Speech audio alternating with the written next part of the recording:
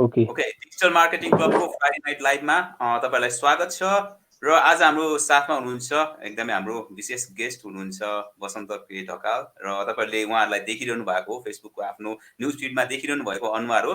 दारी लामो छ तर एकदमै धेरै ज्ञान बाँड्नुहुन्छ उहाँले। र त्यस कारणले गर्दाखेरि हाम्रो ग्रुपमा जति पनि मेम्बरहरू हुनुहुन्छ उहाँहरूको माझमा पनि जसले धेरैले चाहिँ कन्टेन्टसँग रिलेटेड च्यालेन्जहरू फेस गरिरहनु हुँदाखेरि चाहिँ उहाँबाट चाहिँ हामीले के सिक्न सक्छौँ भन्ने कुराहरू चाहिँ तपाईँहरूको माझमा हामी सेयर गर्न चाहन्छौँ। त्यसको लागि चाहिँ आज हाम्रो साथमा तपाईँले देखिरहनु भएको छ वसन्तजीलाई। वसन्तजी, स्वागत गर्न चाहन्छु तपाईँलाई यस थ्याङ्क यू सो लाइभमा। मच राम बाबुजी एन्ड दिपेशजी। ओके, अनि आजको हाम्रो विषयवस्तु विशेष गरी चाहिँ कन्टेन्टमा केन्द्रित रहनेछ र 10 जना साथीहरूले हामीलाई लाइभ जोइन गरिसक्नु भएको छ। नम्बर बढ्ने क्रम जारी छ। प्लिज जसले लाइभ हेरिरहनु भएको छ लाइभ भनेर कमेन्ट गरिदिनु होला तल, जसले गर्दा अलिकति इन्गेजमेन्ट बुस्ट हुन्छ। अरू धेरै साथीहरूले मेसेज पाउनुहुन्छ। ठिक छ। ओके, र जसले पछि रेकर्डेड हेर्नुहुन्छ रेकर्डेड भनेर भनिदिनु होला। र बिचमा हाम्रो आवाजहरूमा केही प्रब्लम आयो भनेदेखि चाहिँ भनिदिनु होला, किनभने हाम्रो इन्टरनेट कम्पनीहरूले राम्रोसँग इन्टरनेट दिइरहेको छैन। ओके, सो सुरु गरौँ। वसन्तजी, तपाईँले आफूलाई इन्ट्रोड्युस गर्दा कसरी गर्न चाहनुहुन्छ नर्मली हाम्रो भ्युअरहरूको लागि? म चाहिँ कन्टेन्ट क्रिएटर, कन्टेन्ट राइटर भनेर इन्ट्रोड्युस गरेर हुन्छु।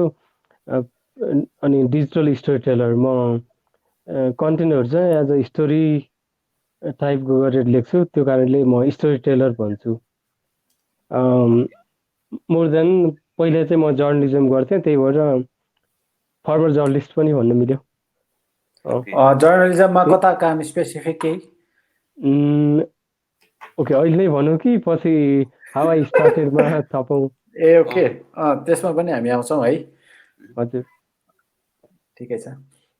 ल, 35 जना हुनुहुन्छ हामीसँग। लाइभ हेर्नु भएको छ भने चाहिँ लाइक बटन थिच्नु होला, लाइभ #लाइभ भनेर कमेन्ट गर्नु होला, जसले गर्दा चाहिँ हामी थाहा पाउँछौँ कि तपाईँहरू हामीसँग जोइन भइसक्नु भएको छ है। अनि त्यसपछि हामी कन्भर्सेसन फर्मली स्टार्ट गर्ने नै छौँ। ओके, र जसले लाइभ हेरिरहनु भएको छ प्लिज लाइभ अन्तिमसम्म हेरिदिनु होला, विशेष अनुरोध छ। किनभने हामी 30 मिनट चाहिँ हामी डिस्कसन गर्नेछौँ अनि 30 मिनट आफ्टर डिस्कसन पछि चाहिँ हामी Q&A मा जान्छौँ, जसमा चाहिँ हामी तपाईँहरूको क्वेसन्स लिनेछौँ। त्यसले गर्दाखेरि तपाईँको कुनै पनि कन्टेन्टसँग रिलेटेड क्वेसन्सहरू छ भने प्लिज तल कमेन्ट गर्नु होला, हामी त्यसमा आउने नै छौँ। र अलिकति टाइम लाग्यो भनेर लाइभ नछोडिदिनु होला, किनभने हामी तपाईँको एन्सर दिनेछौँ, कुनै पनि क्वेसन छुट्नेवाला छैनन् है। त्यो भयो। र यसलाई अब फर्मली म अलिकति अगाडि लान चाहन्छु। र विशेष गरी आज हाम्रो साथमा फेरि पनि वसन्तजी हुनुहुन्छ। र वसन्तजी आज अहिले चाहिँ स्टोरी टेलर होइन, कन्टेन्टको मार्फत चाहिँ स्टोरी टेल गरेर पिपलहरूलाई एकदम धेरै इन्गेज गरिरहनु भएको हामीले देख्छौँ उहाँको पोस्टहरूमा। तर त्यो अवस्थासम्म उहाँ आइपुग्दाखेरि उहाँको जर्नी कस्तो रह्यो त वसन्तजी, तपाईँकै शब्दमा? एक्चुअली ओके भने है त, आई वान्टेड टु बी यो कलेज सकेपछि, ए लेभल सकेपछि मलाई चाहिँ एकदमै इच्छा थियो क्या, बोर्ड इक्जाममै इङ्ग्लिसमा फेल भएको मान्छे, अब इङ्ग्लिस सिकौँ भन्ने इच्छा थियो होइन। अनि आई स्टार्टेड रिडिङ न्युज पेपरहरू, म्यागजिनहरू। अनि भर्खरै एनसेल कनेक्ट आएको थियो, त्यो किनेर मैले न्युजहरू पढ्न थालेँ इङ्ग्लिसमा। अनि पढ्दै जाँदा चाहिँ लेख्न पाए हुन्थ्यो मैले पनि भनेर चाहिँ इन्ट्रेस्ट आउँथ्यो क्या। अनि I also started writing news पेपरहरूमा लेटर पठाउने, लेटर टु द एडिटर, यस्तै यस्तै गरेर बढिरहेको थियो। ब्याचलर पढ्दै गर्दा पनि मैले बुकभन्दा मैले न्युज पेपरहरू बढी पढ्थेँ। त्यो हुँदै गर्दा चाहिँ आई ह्याड डेभलप द्याट, त्यो लेख्न चाहने, लेखेर केही कुरा भन्ने त्यो इन्ट्रेस्ट चाहिँ बढ्दै गइरहेको थियो मेरो। अनि I join the company for a different job, तर म त्यहाँ चाहिँ न्युज टिममा पुगेँ। अर्कै खास डेटा एन्ट्री र अरू यस्तै कामहरूलाई जोइन भएको थिएँ। But I join switch to news team, news department. त्यसपछि चाहिँ मेरो त्यहाँ फ्रम इन्टर्न म प्रोजेक्ट लिड, जो एडिटर जस्तै लेभलको हो, त्यो भएँ। अनि I work there for 2 years। Journalism 2 year गरेपछि चाहिँ I have so much memory from that 2 year experience. Fresher भएर जोइन गरेपछि अनि निस्कने बेलासम्म चाहिँ I got to meet so many people, I got to no so many industries, so many variety of writings. त्यहाँ not just news writing, स्टोरिजदेखि लिएर every type of राइटिङहरू चाहिँ म त्यहाँ सिक्ने अवसर पाएँ। It is like learning by doing थियो त्यो फेज चाहिँ। Later on I wanted to त्यो 2 वर्ष मोनोटोनस जस्तै भयो कि 2 वर्ष काम गरेपछि I wanted to switch job. त्यसपछि I got opportunity from Janaki technology.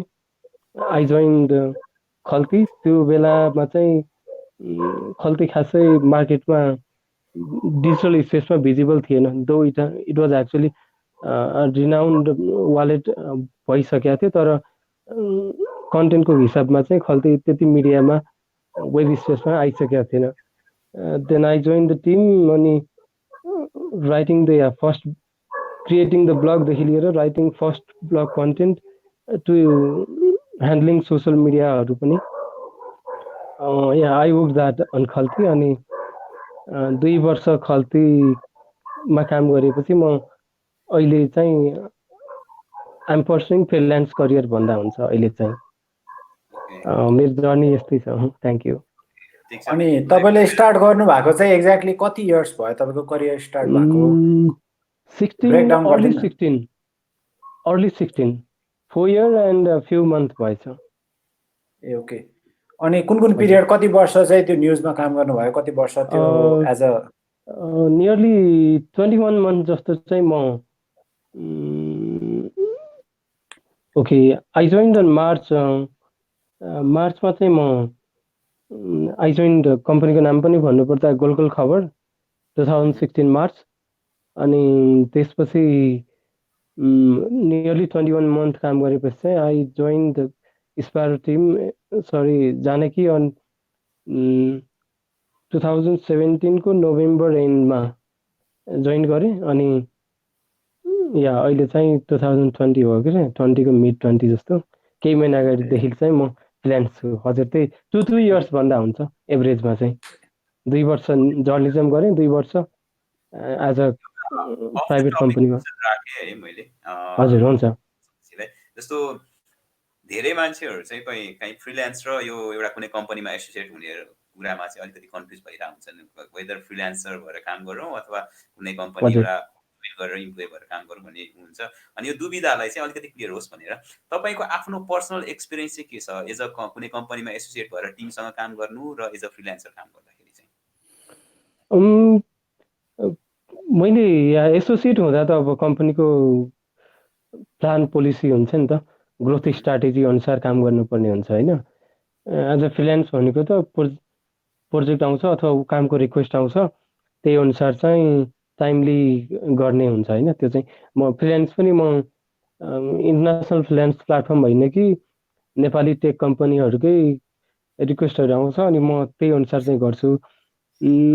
More like I been treated as यो फ्रिल्यान्समा पनि टिम जस्तै गरेर ट्रिट भइरहेको हुन्छ मलाई चाहिँ। नट काम गरिदिने एउटा थर्ड पर्सन अफिस बाहिरको मान्छे होइन कि त्यहीँको मान्छे जस्तै गरेर चाहिँ उहाँले ट्रिट गर्नुहुन्छ। तर more like as a employee चाहिँ you have to be part of that कम्पनीको growth strategy, you know that नि त। अनि आफै एडभाइस दिन मिल्ने हुन्छ कम्पनीको यो गरौँ है भनेर कम्पनीका प्लान पोलिसी अनुसार चाहिँ। डिफ्रेन्स त्यही नै छ फ्रिल्यान्सर र एज अ इम्प्लोइ। ओके। अब कन्टेन्टको बारेमा कुरा गर्ने भनिरहेको छौँ आज हामी होइन। फर्स्ट क्वेसन चाहिँ मेरो, अब कन्टेन्ट कहाँनिर फिट हुन्छ अथवा कन्टेन्टको इम्पोर्टेन्स के हो अथवा नेपालमा कन्टेन्ट कसरी लेखिरहेछ अनि कसरी लानुपर्ने हो, त्यो टाइपमा चाहिँ अलिकति तपाईँ अलिक बढी नेपाली मार्केटमा काम गरिरहनु भएको भएर चाहिँ त्यसमा अलिकति भनिदिनु न। कन्टेन्ट चाहिँ बिस्तारै इन्डस्ट्रीले चाहिँ भ्यालु बुझ्दैछ कन्टेन्टको। 2-3 वर्ष अगाडि हेर्ने हो भने चाहिँ नोबडी केयर्ड। वेबसाइटमा ओके नर्मल वेबसाइट हुन्थ्यो स्ट्याटिक टाइपको छ भन्नलाई मात्रै। अहिले चाहिँ कम्पनीहरूले रियलाइज गरेको छ कि through content we can reach out to a larger audience जो पोटेन्सियल कस्टमर हुनसक्छ। मैले आफ्नो वेबसाइटमा भएको कुरा चाहिँ कसैले त्यो रिलेटेड टपिकमा गुगल गर्दा भेटेर आफ्नो लिड जेनेरेट हुन्छ होला भन्ने त्यो सोच्न थालिसकेको छ धेरै कम्पनीहरूले। सपोज कलेजहरूले एमबिए कलेजहरूले if you search top 10 MBA college in Nepal अथवा यस्तै क्या best MBA college in Nepal अथवा अनलाइन सपिङ साइटहरूले गर्छ अब भेराइटी अफ इन्डस्ट्रीहरूले चाहिँ गर्न थालिसकेका छ यसरी भन्नुपर्दा या कन्टेन्टको भ्यालु चाहिँ रियलाइज गर्दैछ कम्पनीहरूले त्यही भन्छु अहिले चाहिँ भ्यालु रियलाइज गर्दैछ कम्पनीहरूले अहिले आएर okay and it's not too late त्यो भन्नाले चाहिँ त्यसलाई हामीले कहाँ पनि रिलेट गर्न सक्यौँ भनेदेखि हामीसँग अहिले 55 जना साथीहरूले लाइभ हेरिनु भएको छ नेपाली कम्पनीहरूले कन्टेन्टको भ्यालु बुझ्दै गइरहेको अवस्था र त्यसलाई चाहिँ डिजिटल मार्केटिङमा आफ्नो मार्केटिङ आफ्नो ब्रान्ड रिप्रेजेन्ट गर्न चाहिँ एकदमै धेरै युज गरिरहेको अवस्थामा चाहिँ एउटा टुलको रूपमा युज गर्नुभएको छ अहिले त्यो अवस्थामा चाहिँ के पनि भयो भने जसले हेरिरहनु भएको छ जस्तो बिगिनर हुनुहुन्छ भनेदेखि एज अ कन्टेन्ट राइटर पनि तपाईँको लागि करियर सेक्युर छ त्यो पनि नेपालमै भन्ने चाहिँ एउटा राम्रो सिग्नल हो है या म छ भन्छु कम्पनीज पे वेल राम्रै पे गर्छ कम्पनीहरूले चाहिँ it depends beginning if you're a Fraser र तपाईँले अलि फाइनेस्ट क्वालिटी कन्टेन्ट लेख्न सक्नुहुन्न तपाईँ लेखिसकेको कुरा चाहिँ राउन्ड अफ एडिटिङ गर्नुपर्छ त्यो कम्पनीकोले भने चाहिँ अलिक कम पे हुन्छ यदि तपाईँले राम्रो क्वालिटीको कन्टेन्ट लेख्नु भएको छ सबै कुरा मिलाएर 360 डिग्री एङ्गल नै आउने गरी त्यो सब्जेक्टको चाहिँ त्यो भने कम्पनीज पे वेल वर्ड बेसिसमा पनि हुन्छ लेन्थ कुन लेन्थको लेख्नु भएको छ 500 देखि कम्पनीज विल पे लोकल मार्केटकै कुरा गर्दा 3000 4000 सम्म पे गर्न सक्छ एउटै कन्टेन्टको लागि पनि हजुर भनेको 4000 पर ब्लग पोस्ट कि कस्तो पर ब्लग भन्दा पनि या पर ब्लगै भन्छु तर त्यो चाहिँ 5000 वर्ड लेन्थ हुन सक्छ लेन्थमा चाहिँ भर पर्ने भयो त्यो चाहिँ नेपालमा अरू भनेको यता युट्युब स्क्रिप्टहरू अथवा एडको स्पेसमा स्क्रिप्टिङहरू त्यो टाइपको ट्रेन्डहरू चाहिँ तपाईले देख्नु भएको छैन त्यो चाहिँ कम्पनीहरूले इन हाउस नै गरेको हुन्छ धेरै यो चाहिँ त्यही कन्टेन्ट क्रिएसन एजेन्सीहरूले चाहिँ या वी क्यान अप्रोच हामी जो फ्रेसर छौँ जो विलिङ छौँ त्यो काम गर्न इफ यु फिल कि मैले ओके स्क्रिप्ट राइटिङ पनि गर्न सक्छु नि त न जस्ट यो ब्लग आर्टिकल राइटिङ त्यो गर्ने इच्छा छ भने चाहिँ यु क्यान या अप्रोच त्यो टाइपको कम्पनीहरू and they are also in need of यस्तो खालको मान्छेहरू लेख्ने मान्छेहरू जो फ्रिल्यान्स घर बसेरै गर्न सकोस् we need to approach company त्योको लागि चाहिँ सो कुनै पनि मान्छे छ कोही फ्रेसर छ भनेदेखि उसले एप्रोच गर्दाखेरि ऊ टर्न डाउन हुने चान्सेस एकदमै कम छ उसले काहीँ न काहीँ एउटा अपर्च्युनिटी चाहिँ ग्र्याब गर्न सक्ने नै सिचुएसन भयो अहिलेलाई हजुर या होइन उसले म गर्न सक्छु भनेर चाहिँ यु हेभ टु कन्भिन्स के उनीहरूलाई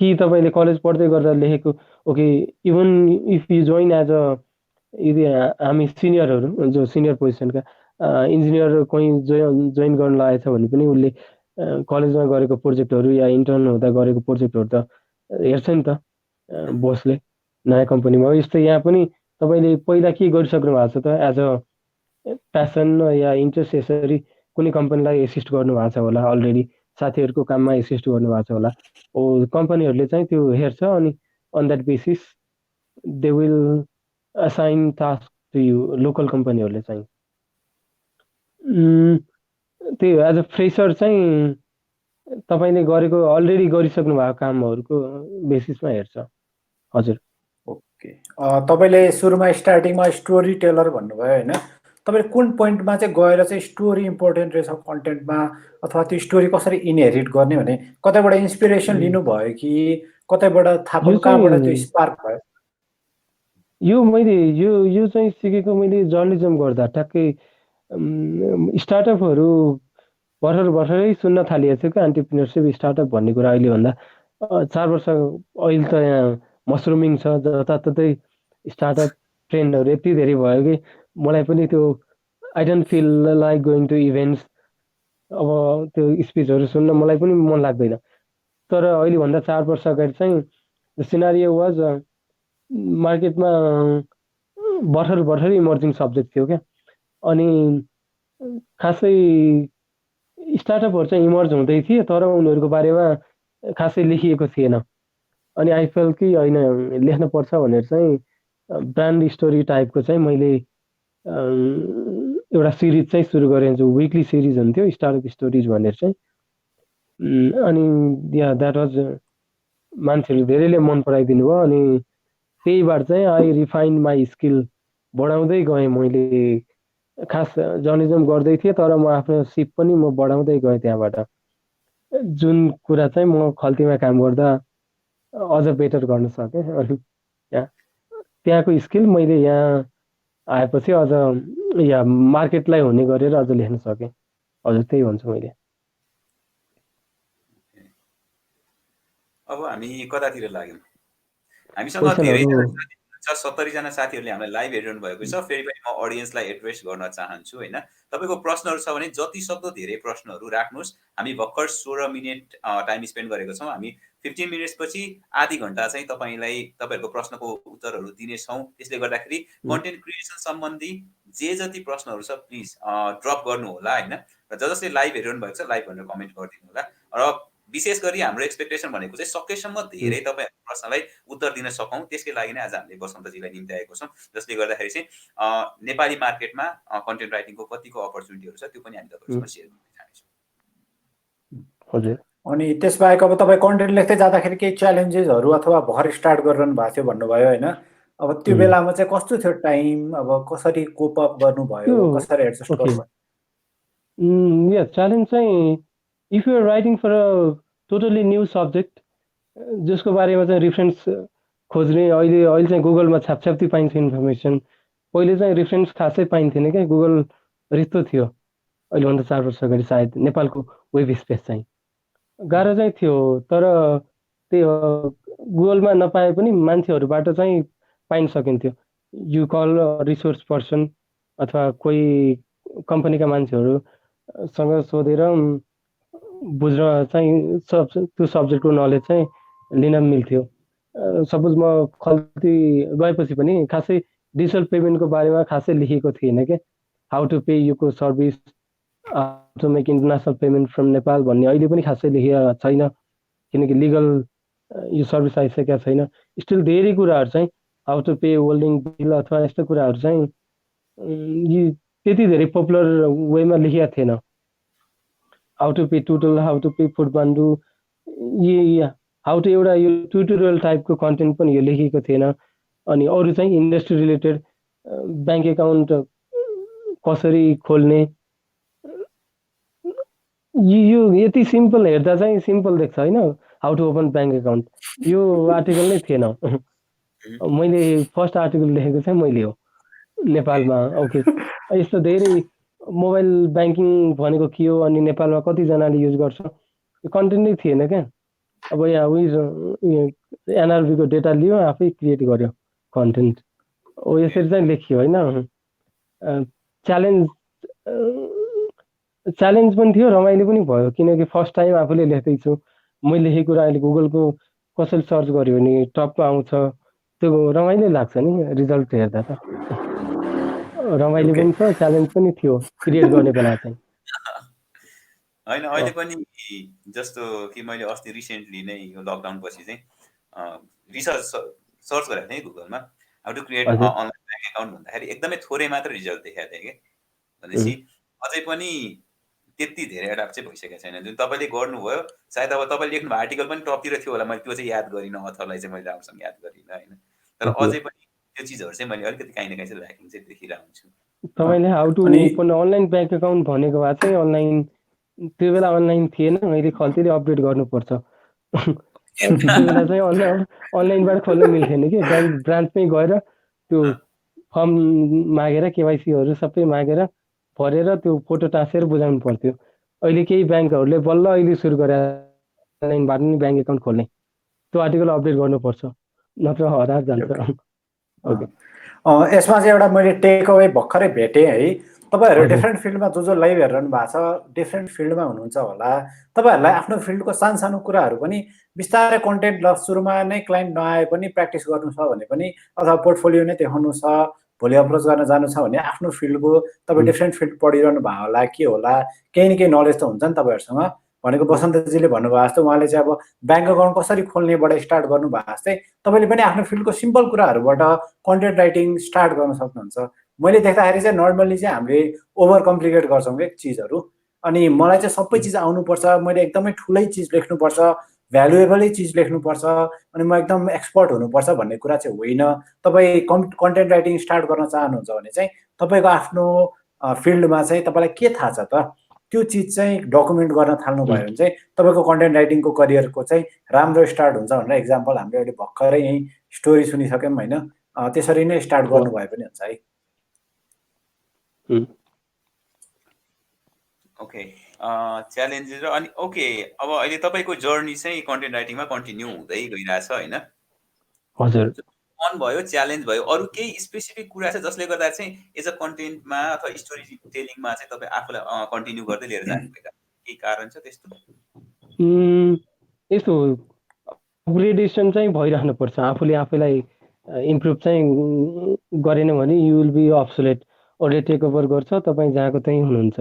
यहाँ कन्टिन्युस लर्निङ चाहिँ चाहिन्छ। अनि मार्केट अनुसार चाहिँ सपोज मैले पहिला I never focused on SEO, म जर्नलिजम गर्दा वी नेभर टु त्यो किवर्डहरूको बारेमा हामीलाई मतलबै हुन्थेन, इभन मेटा ट्याग हामीले राख्दैन। टाइटल चाहिँ वाउ भन्ने हुनु पर्यो, टाइटल देख्ने बित्तिकै मान्छे क्लिक गरोस्। भित्र हामीले खास प्रिन्ट मिडियालाई जसरी लेख्थ्यौँ त्यसरी लेख्थ्यौँ होइन, डिजिटल इन्डस्ट्रीलाई भनेर खासै लेखेको होइन। Even though it was published in online, मैले त्यो टुल सिकेन। तर पछि जब डिजिटल पेमेन्ट इन्डस्ट्रीमा आएँ अनि आई रियलाइज कि त्यो मेरो स्किल त पुरा रहन्छ। अब मैले चाहिँ अझ सिक्नु पर्यो, एसइओहरू सिक्नु पर्यो, किवर्डहरू कुरा सिक्नु पर्यो, कस्टमरले के खोज्छ त्यो अनुसार लेख्न सिक्नु पर्यो, गुगल सर्च कन्सोल जान्न पर्यो, एनालिटिक्स हेरेर कुन ब्लग मान्छेले बढी हेर्दो रहेछ त्यही अनुसार क्रिएट अ न्यू ब्लग्स त्यही खालका हो। ती कुराहरू चाहिँ मैले अपुग पाएँ क्या, मैले पहिला चाहिँ त्यो गरेको थिइनँ। त्यो पछिल्लो 2 वर्षमा यो कुराहरू पनि सिकेँ म टेक्निकल्ली। यो नयाँ कुरा, यस्ता कुराहरू चाहिँ सिक्दै जानुपर्छ, आफूलाई अपग्रेड गर्दै जानुपर्छ। म त्यो भन्छु। अरू तपाईँको क्वेसन चाहिँ म टक्क बिर्सेँ या पुरा एन्सर दिन सक्यो? हामी ट्र्याकमै छौँ भनेको के कारणले गर्दा तपाईँको यो जर्नी चाहिँ कन्टिन्यू भयो भन्ने कुरा भयो होइन। एउटा भन्दाखेरि म अलिकति जोड्न चाहन्छु, चिज नयाँ सिकिरहेछौँ भन्दाखेरि चाहिँ हामीलाई रमाइलो लाग्छ कि न्युवर इज बेटर भन्छ। हामी नयाँ स्किलहरू सिकिरहेको कि अब हामी त्यही अनुसार चाहिँ आफूलाई युज गर्दै होइन, आफूलाई एड्याप्ट गर्दै लिएर गइरहेको हुन्छौँ। तर अब एउटै चिज गरिरहँदा मान्छेलाई बोर लाग्छ क्या, भनेको कन्टेन्टै पनि एउटै लेखिरहँदाखेरि त बोर लाग्दै जान्छ नि त मान्छेलाई।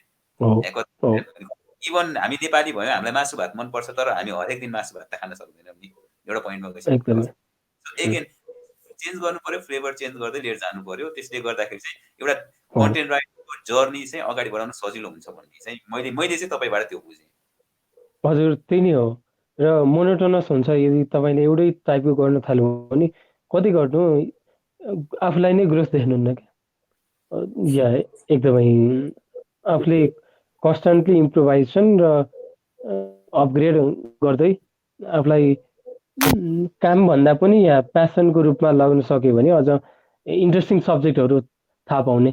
ओके, फुल टाइम कुनै कम्पनीमा काम गर्दैछु भने कम्पनी अफिस बाहिर चाहिँ रमाइलो कुराहरू के छ त, के कन्टेन्टहरू लेख्न सक्छ, नयाँ इन्डस्ट्रीको बारेमा केही आएको छ कि, कम्पनीहरू अप्रोच गर्ने फ्रिल्यान्सको लागि चाहिँ तिमीहरूलाई यो चाहिएको छ, यो गरे बेटर हुन्छ भन्यो भने, या उनीहरूले मान्छे भेटेन भने दे विल आस्क यो तपाईँले गरिदिनु न भनेर भनिदिन्छ क्या। काम पाउन चाहिँ नेपालमा गाह्रो छैन, हामीले सोध्दैनौँ कम्पनीहरूसँग होइन। I point out a mistake, मैले उसको केही काम गरिदिन्छु फ्रीमा, त्यसपछि उसले चाहिँ सोध्छ यो गर्ने मान्छे चाहिएको थियो भन्छ, या तपाईँले यो गरिदिन सक्नुहुन्छ। सुरुमा एक दुईवटा काम चाहिँ फ्रीमा गरिदिनुहोस्, एउटा ब्लग फ्रीमा लेखिदिनुहोस्, त्यसपछि सेकेन्ड टाइम थर्ड टाइम चाहिँ त्यो लेख्नलाई उनीहरूले आफै एप्रोच गर्छ। कम्पनी चाहिँ हामीले अप्रोच गर्न चाहिँ सक्नु पर्यो।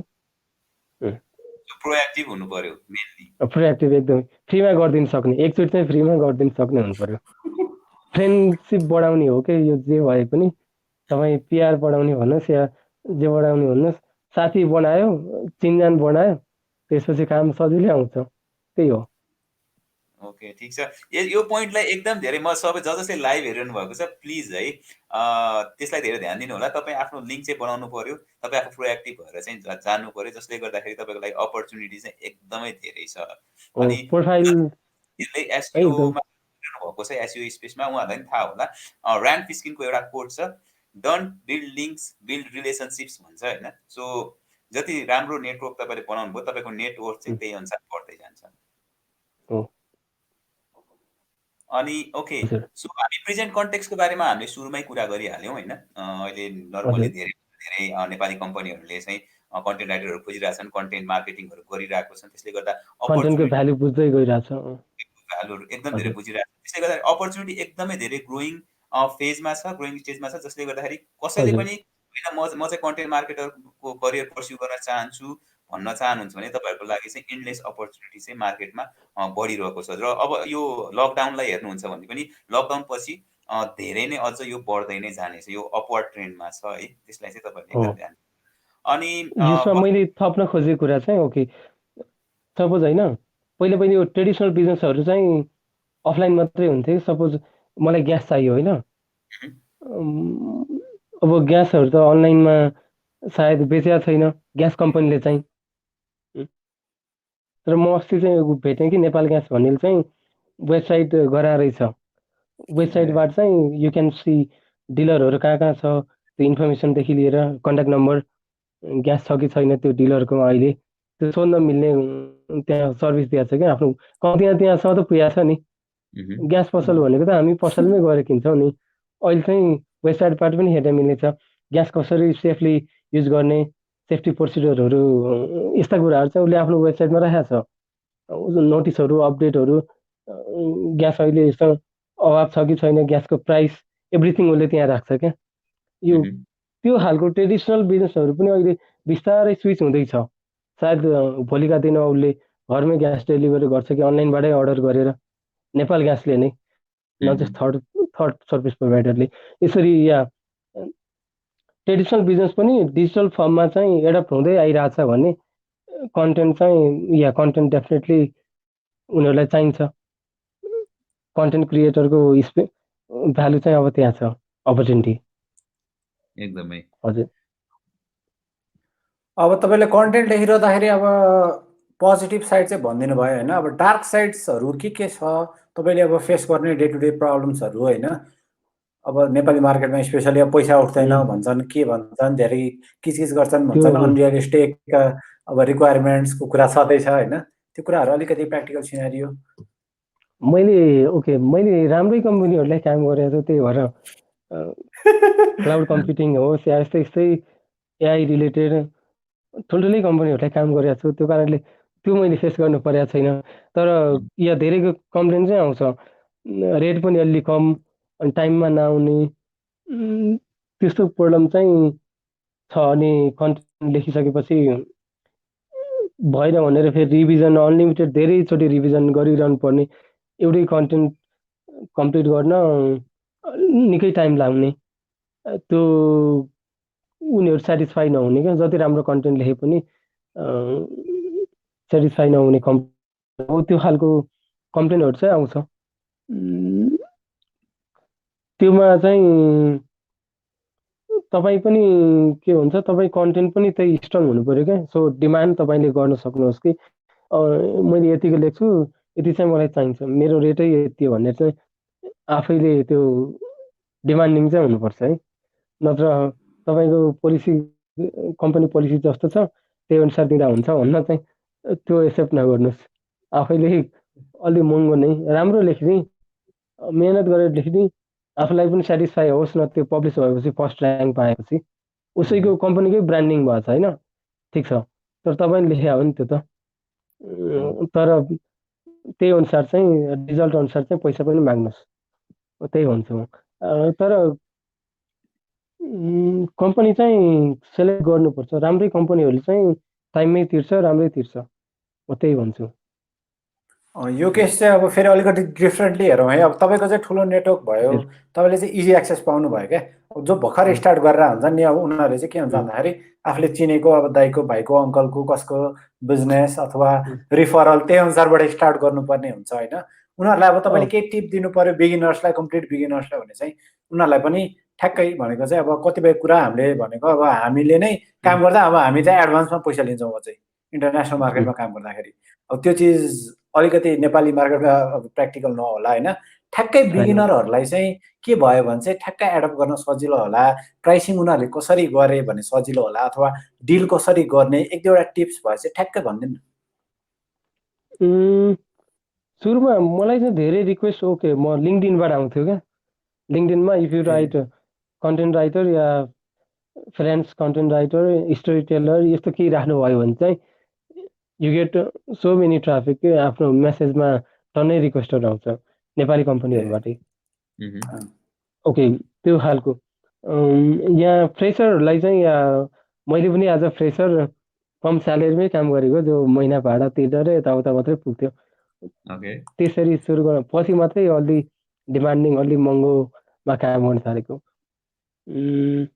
फ्रेसरलाई चाहिँ या पहिला तपाईँको स्किल राम्रो इम्प्रुभ गर्नु भएको छ भने चाहिँ तपाईँको रिजल्ट दिने खालको कन्टेन्ट छ तपाईँले लेखेको कन्टेन्ट पढेपछि उसका कस्टमर पनि कन्भिन्स हुन्छ राम्रै सर्भिस रहेछ है यो कम्पनी राम्रै रहेछ I can by this service from this company भनेर त्यो खालको विश्वासिलो तपाईँको कन्टेन्ट लेख्नुभयो भने चाहिँ तपाईँले डिमान्ड गर्नु पनि त्यति सजिलो हुन्छ कम्पनीबाट एज अ फ्रेसर चाहिँ त्यो च्यालेन्जबाट जाँदा त्यति घाटा चाहिँ लाग्दैन भन्छु च्यालेन्ज चाहिँ फेस गर्नुपर्छ इट मेक्स यु स्ट्रङ्गर सुरुमा थोरै पैसाबाटै बढ्दै जाने हो क्या सिक्ने बरु थोरै पैसा काम गर्दा हामीले मिस्टेक गर्न कति पाइन्छ कति सिक्दै जाने मिस्टेकबाट तपाईँले सुरुमै बेस्ट कन्टेन्ट लेख्छु बेस्ट काम गर्छु महँगो पैसा भन्छु भन्ने भने चाहिँ अलिक गाह्रो हुन्छ होइन अनि तर मिस्टेक गर्दै जानुहोस् आफूलाई इम्प्रुभ गर्दै जानुहोस् कम पैसा पाइन्छ सुरुमा ओके तर त्यसपछि चाहिँ बिस्तारै रेट बढ्दै जान्छ तपाईँको स्किल बढ्दै जाँदा चाहिँ कनेक्सनहरू पनि बढ्दै जान्छ यु क्यान अपग्रेड त्यसरी बिस्तारै भर्याङ चढ्दै जानुहुन्छ त्यही भन्छु ओके बसन्तजी अर्को चिज मैले तपाईँको त्यो कुरा चाहिँ मैले फेरि पनि कोट गर्न चाहेँ होइन जो बिगिनरहरू हुनुहुन्छ होइन तपाईँहरूसँग पर्फेक्सन हुँदैन तपाईँको आँखाले देख्दाखेरि सही लागेको कुरा एकदम बेस्ट कन्टेन्ट पनि एउटा एक्सपिरियन्स मान्छेले हेर्दाखेरि 4-5वटा मिस्टेक चाहिँ भेटाइदिन्छ कि त्यसमा अनि त्यसले गर्दाखेरि बिगिनरहरू चाहिँ तपाईँले एडभान्स प्राइस कोट गर्नुभयो भनेदेखि तपाईँले त्यो लेभलको डेलिभरी गर्न सक्नुहुन्न जसले गर्दा एगेन पनि तपाईँको क्लाइन्ट रिटेन गर्ने रेसियो चाहिँ घट्दै जान्छ किनभने तपाईँले जति भ्याल्यु डेलिभरी गरिरहनु भएको छ त्यसको अनुसारको तपाईँले कस्ट चार्ज गर्नु भएन बढी चार्ज गर्नुभयो भने चाहिँ तपाईँलाई अलिकति समस्या पर्न सक्छ त्यसले गर्दाखेरि कम प्राइसमै तपाईँले काम गर्दा बिगिनरहरूलाई विशेष गरी चाहिँ तपाईँलाई मिस्टेक गर्ने र टेस्ट गर्ने चाहिँ तपाईँलाई छुट हुन्छ क्या विशेष गरी किनभने कम्पनीले अलरेडी तपाईँलाई चाहिँ थोरै पे गरिरहेछ भनेदेखि तपाईँसँग अलिकति फ्रिडम चाहिँ हुन्छ कि प्ले गर्नको लागि भनेको नयाँ चिज केही टेस्ट गर्न चाहनुहुन्छ कन्टेन्टमा होइन अथवा अलिकति मिस्टेक भयो भने तपाईँले रिभिजन एकचोटि गरिदिन्छु नि सर भन्न पाउनुहुन्छ तर एक्सपर्ट भनेर तपाईँले आफूलाई इन्ट्रोड्युस गर्नुहुन्छ भने त्यो चाहिँ अप्सन अलिकति कम रहन्छ के कसो बस्छ त्यही नै होइन त्यही हो अझ यदि एक्सपर्ट भनेर महँगो दाम लिइसक्नु भएको छ भने चाहिँ उसलाई पनि त नराम्रो फिल हुन्छ मैले यस्तो आश गरेर चाहिँ काम दिएको थिएँ यसलाई एक्सपेक्ट गरे अनुसार दिएन झुर रिजल्ट दियो भने नि त उसलाई पनि नराम्रो लाग्छ नि त्यो भयो भने फेरि अब अहिले हामी डिजिटल प्लेटफर्ममा छौँ कसैले फेरि तपाईँले नराम्रो गर्नुभयो भनेर चाहिँ फेरि कसैले ब्लग लेख्थ्यो भने चाहिँ त्यो फेरि अझ धेरै नराम्रो नेगेटिभ मार्केटिङ हुन्छ कि त्यसले गर्दाखेरि आफूले कुन भ्यालु डेलिभर गरिरहनु भएको छ त्यसमा चाहिँ तपाईँ एकदम धेरै कन्सियस चाहिँ हुनु पर्यो एकदमै र त्यो मात्र होइन उसले आफ्नो सर्कलमा पनि ब्लगै नलेख्ला यो मान्छे त त्यति रिलायबल छैन यससँग काम नगर्नु भनेर भनिदियो भने एक्ज्याक्टली त्यसले गर्दाखेरि चाहिँ सकेसम्म चाहिँ विशेष गरी तपाईँले कन्टेन्ट लेख्दाखेरि भ्यालुमा चाहिँ फोकस गर्नुहोस्। तपाईँले कति भ्यालु दिइरहनु भएको छ त्यही अनुसारको चाहिँ तपाईँले रिटर्न एक्सपेक्ट गर्नु। त्यो चाहिँ एकदम धेरै रियलिस्टिक हुन्छ होला है। अनि विशेष गरी अब बिगिनरहरूले अहिलेको केसमा हामी जतिखेर सुरु गऱ्यौँ त्योभन्दा त धेरै नै इजी भइसकेको छ होइन। लर्निङ रिसोर्सदेखि लिएर ट्युटोरियलहरूदेखि लिएर डिस्कसन गर्ने फोरम छ, एक्सपर्टहरूको छ होइन। तैपनि यस्तो अवस्थामा पनि कसै न कसैलाई केही न केही च्यालेन्जेसहरू हुन सक्ला नि त। त्यो चाहिँ के हुन सक्ला? नर्मली तपाईँले एउटा हामीले भनिदिनु पर्दाखेरि बिगिनरहरूलाई तिमीहरूलाई यो च्यालेन्ज पनि हुन सक्ला है भनेर अलिक फरक तरिकाबाट। ओके, सुरुमै चाहिँ हाउ टु स्टार्ट भन्ने नि थाहा हुन्न। फर्स्ट आर्टिकल लेख्दा चाहिँ कसरी लेख्ने त, के लेख्ने, पहिलो काम चाहिँ गर्न कसलाई एप्रोच गर्ने, आफूलाई कन्फिडेन्स हुन्न कि म काम गर्न सक्छु। मैले ब्लग लेख्न सक्छु, मैले ब्लग लेखेर कमाएर म घर भाडा कोठा भाडा तिर्न मिल्छ अथवा आफ्नो एक्सपेन्सहरू आउँछ भन्ने त्यो कन्फिडेन्स हुँदैन क्या। फर्स्ट स्टेप चाहिँ गाह्रै हुन्छ, तर एज अ प्र्याक्टिस यत्तिकै लेख्नु न। कुनै कसैको लागि चाहिँ ओके तपाईँको आफ्नै वेबसाइट छ होला होइन, कोही साथीको कसैको, अनि गेस्ट ब्लग लेखिदिनुहोस्, फ्रीमा ब्लग लेख्नुहोस् न एउटा। अनि यु रियलाइज कि मैले त फ्रीमा ओके ब्लग चाहिँ लेख्न सक्ने रहेछ है भन्ने रियलाइज हुन्छ नि त। फर्स्टमा ट्रायल यत्तिकै लेख्नुहोस्। हामीले स्कुल कलेज पढियो, 10-12 वर्ष त पढियो ढुक्कै, त्यो बेला लेखेको छौँ, इक्जामहरू दिन्छौँ, 3 घन्टासम्म लेख्छौँ। यस्तै एउटा ब्लग आर्टिकलहरू केही लेख्नुहोस् न फ्रीमा कसैलाई, अनि पब्लिस गर्नुहोस्। त्यसपछि यु रियलाइज कि मैले राम्रै लेख्दो रहेछ है भन्ने चाहिँ फर्स्ट आर्टिकल पब्लिस भएपछि रियलाइज हुन्छ। मलाई पनि त्यही भएको हो। त्यो त्यसपछि चाहिँ त्यसपछि अप्रोच गर्न थाल्नुहोस्। त्यसपछि साथीहरूसँग सोध्नुहोस्, या अहिले त सोसल मिडियामा जहाँ चाहिँ छ यु क्यान, हामीलाई नै सोद्धा हुन्छ कसैलाई चाहिएको छ कन्टेन्ट म लेख्न सक्छु, if there is somebody who needs content writer, freelance गरेर लेख्न सक्ने भने चाहिँ okay you can approach us. सजिलै भेटाइ कम्पनीसँग मिट गराइदिन्छ अलि सकिन्छ। पहिला यस्तो थिएन, पहिला सबैजनाले सोसल मिडिया पनि चलाउँथेन, पहिला यस्ता फोरमहरू पनि खासै थिएनन्। अहिले त फेसबुक ग्रुपमा जो पनि भेटिन्छ नि त फेसबुकमा। या फर्स्टमा चाहिँ तपाईँ ट्रायल फेजमै यत्तिकै लेख्नुहोस्, गेस्ट आर्टिकलहरू लेख्नुहोस्, पब्लिस गर्नुहोस्। त्यसपछि या मैले लेख्न सक्दो रहेछु भन्ने थाहा पाएपछि चाहिँ त्यसपछि अप्रोच गर्न थाल्नुहोस्, म त्यही भन्छु। ओके, अब अर्को पार्ट भयो होइन, जस्तो लगभग हामीले अहिलेसम्म कन्भर्सेसनमा कभर गरिसकेका छौँ होइन। अब कतिपय चाहिँ भ्रम पनि छ, त्यो भ्रम पनि मेटाउनु हाम्रो नै कर्तव्य हो। एक्ज्याक्टली बिगिनरहरू धेरैजना भ्रममा कसरी सुरु गर्ने थाहा हुँदैन होइन। र स्पेसली कन्टेन्ट मोनिटाइजेसन भनेको आफूले लेखा कन्टेन्टबाट कसरी पैसा कमाउने त होइन। मोनिटाइजेसन भन्ने बित्तिकै धेरैजनाको चाहिँ के भ्रम हुँदो रहेछ भन्दाखेरि एडसेन्स है। त्यो हामी एडसेन्सको कुरै गरेका छैनौँ है फेरि, किनकि म त्यहाँ छैन। एक्ज्याक्टली, त्यसले गर्दाखेरि चाहिँ मोनिटाइजेसनमा चाहिँ होइन कसरी हामीले इजिली मोनिटाइज गर्न सक्छौँ होला। अनि त्यहाँबाट मिथहरू छन्, जति मार्केटमा स्क्यामिङहरू छन् होइन, धेरैजना फसिरहेको हुन्छन् बिगिनर।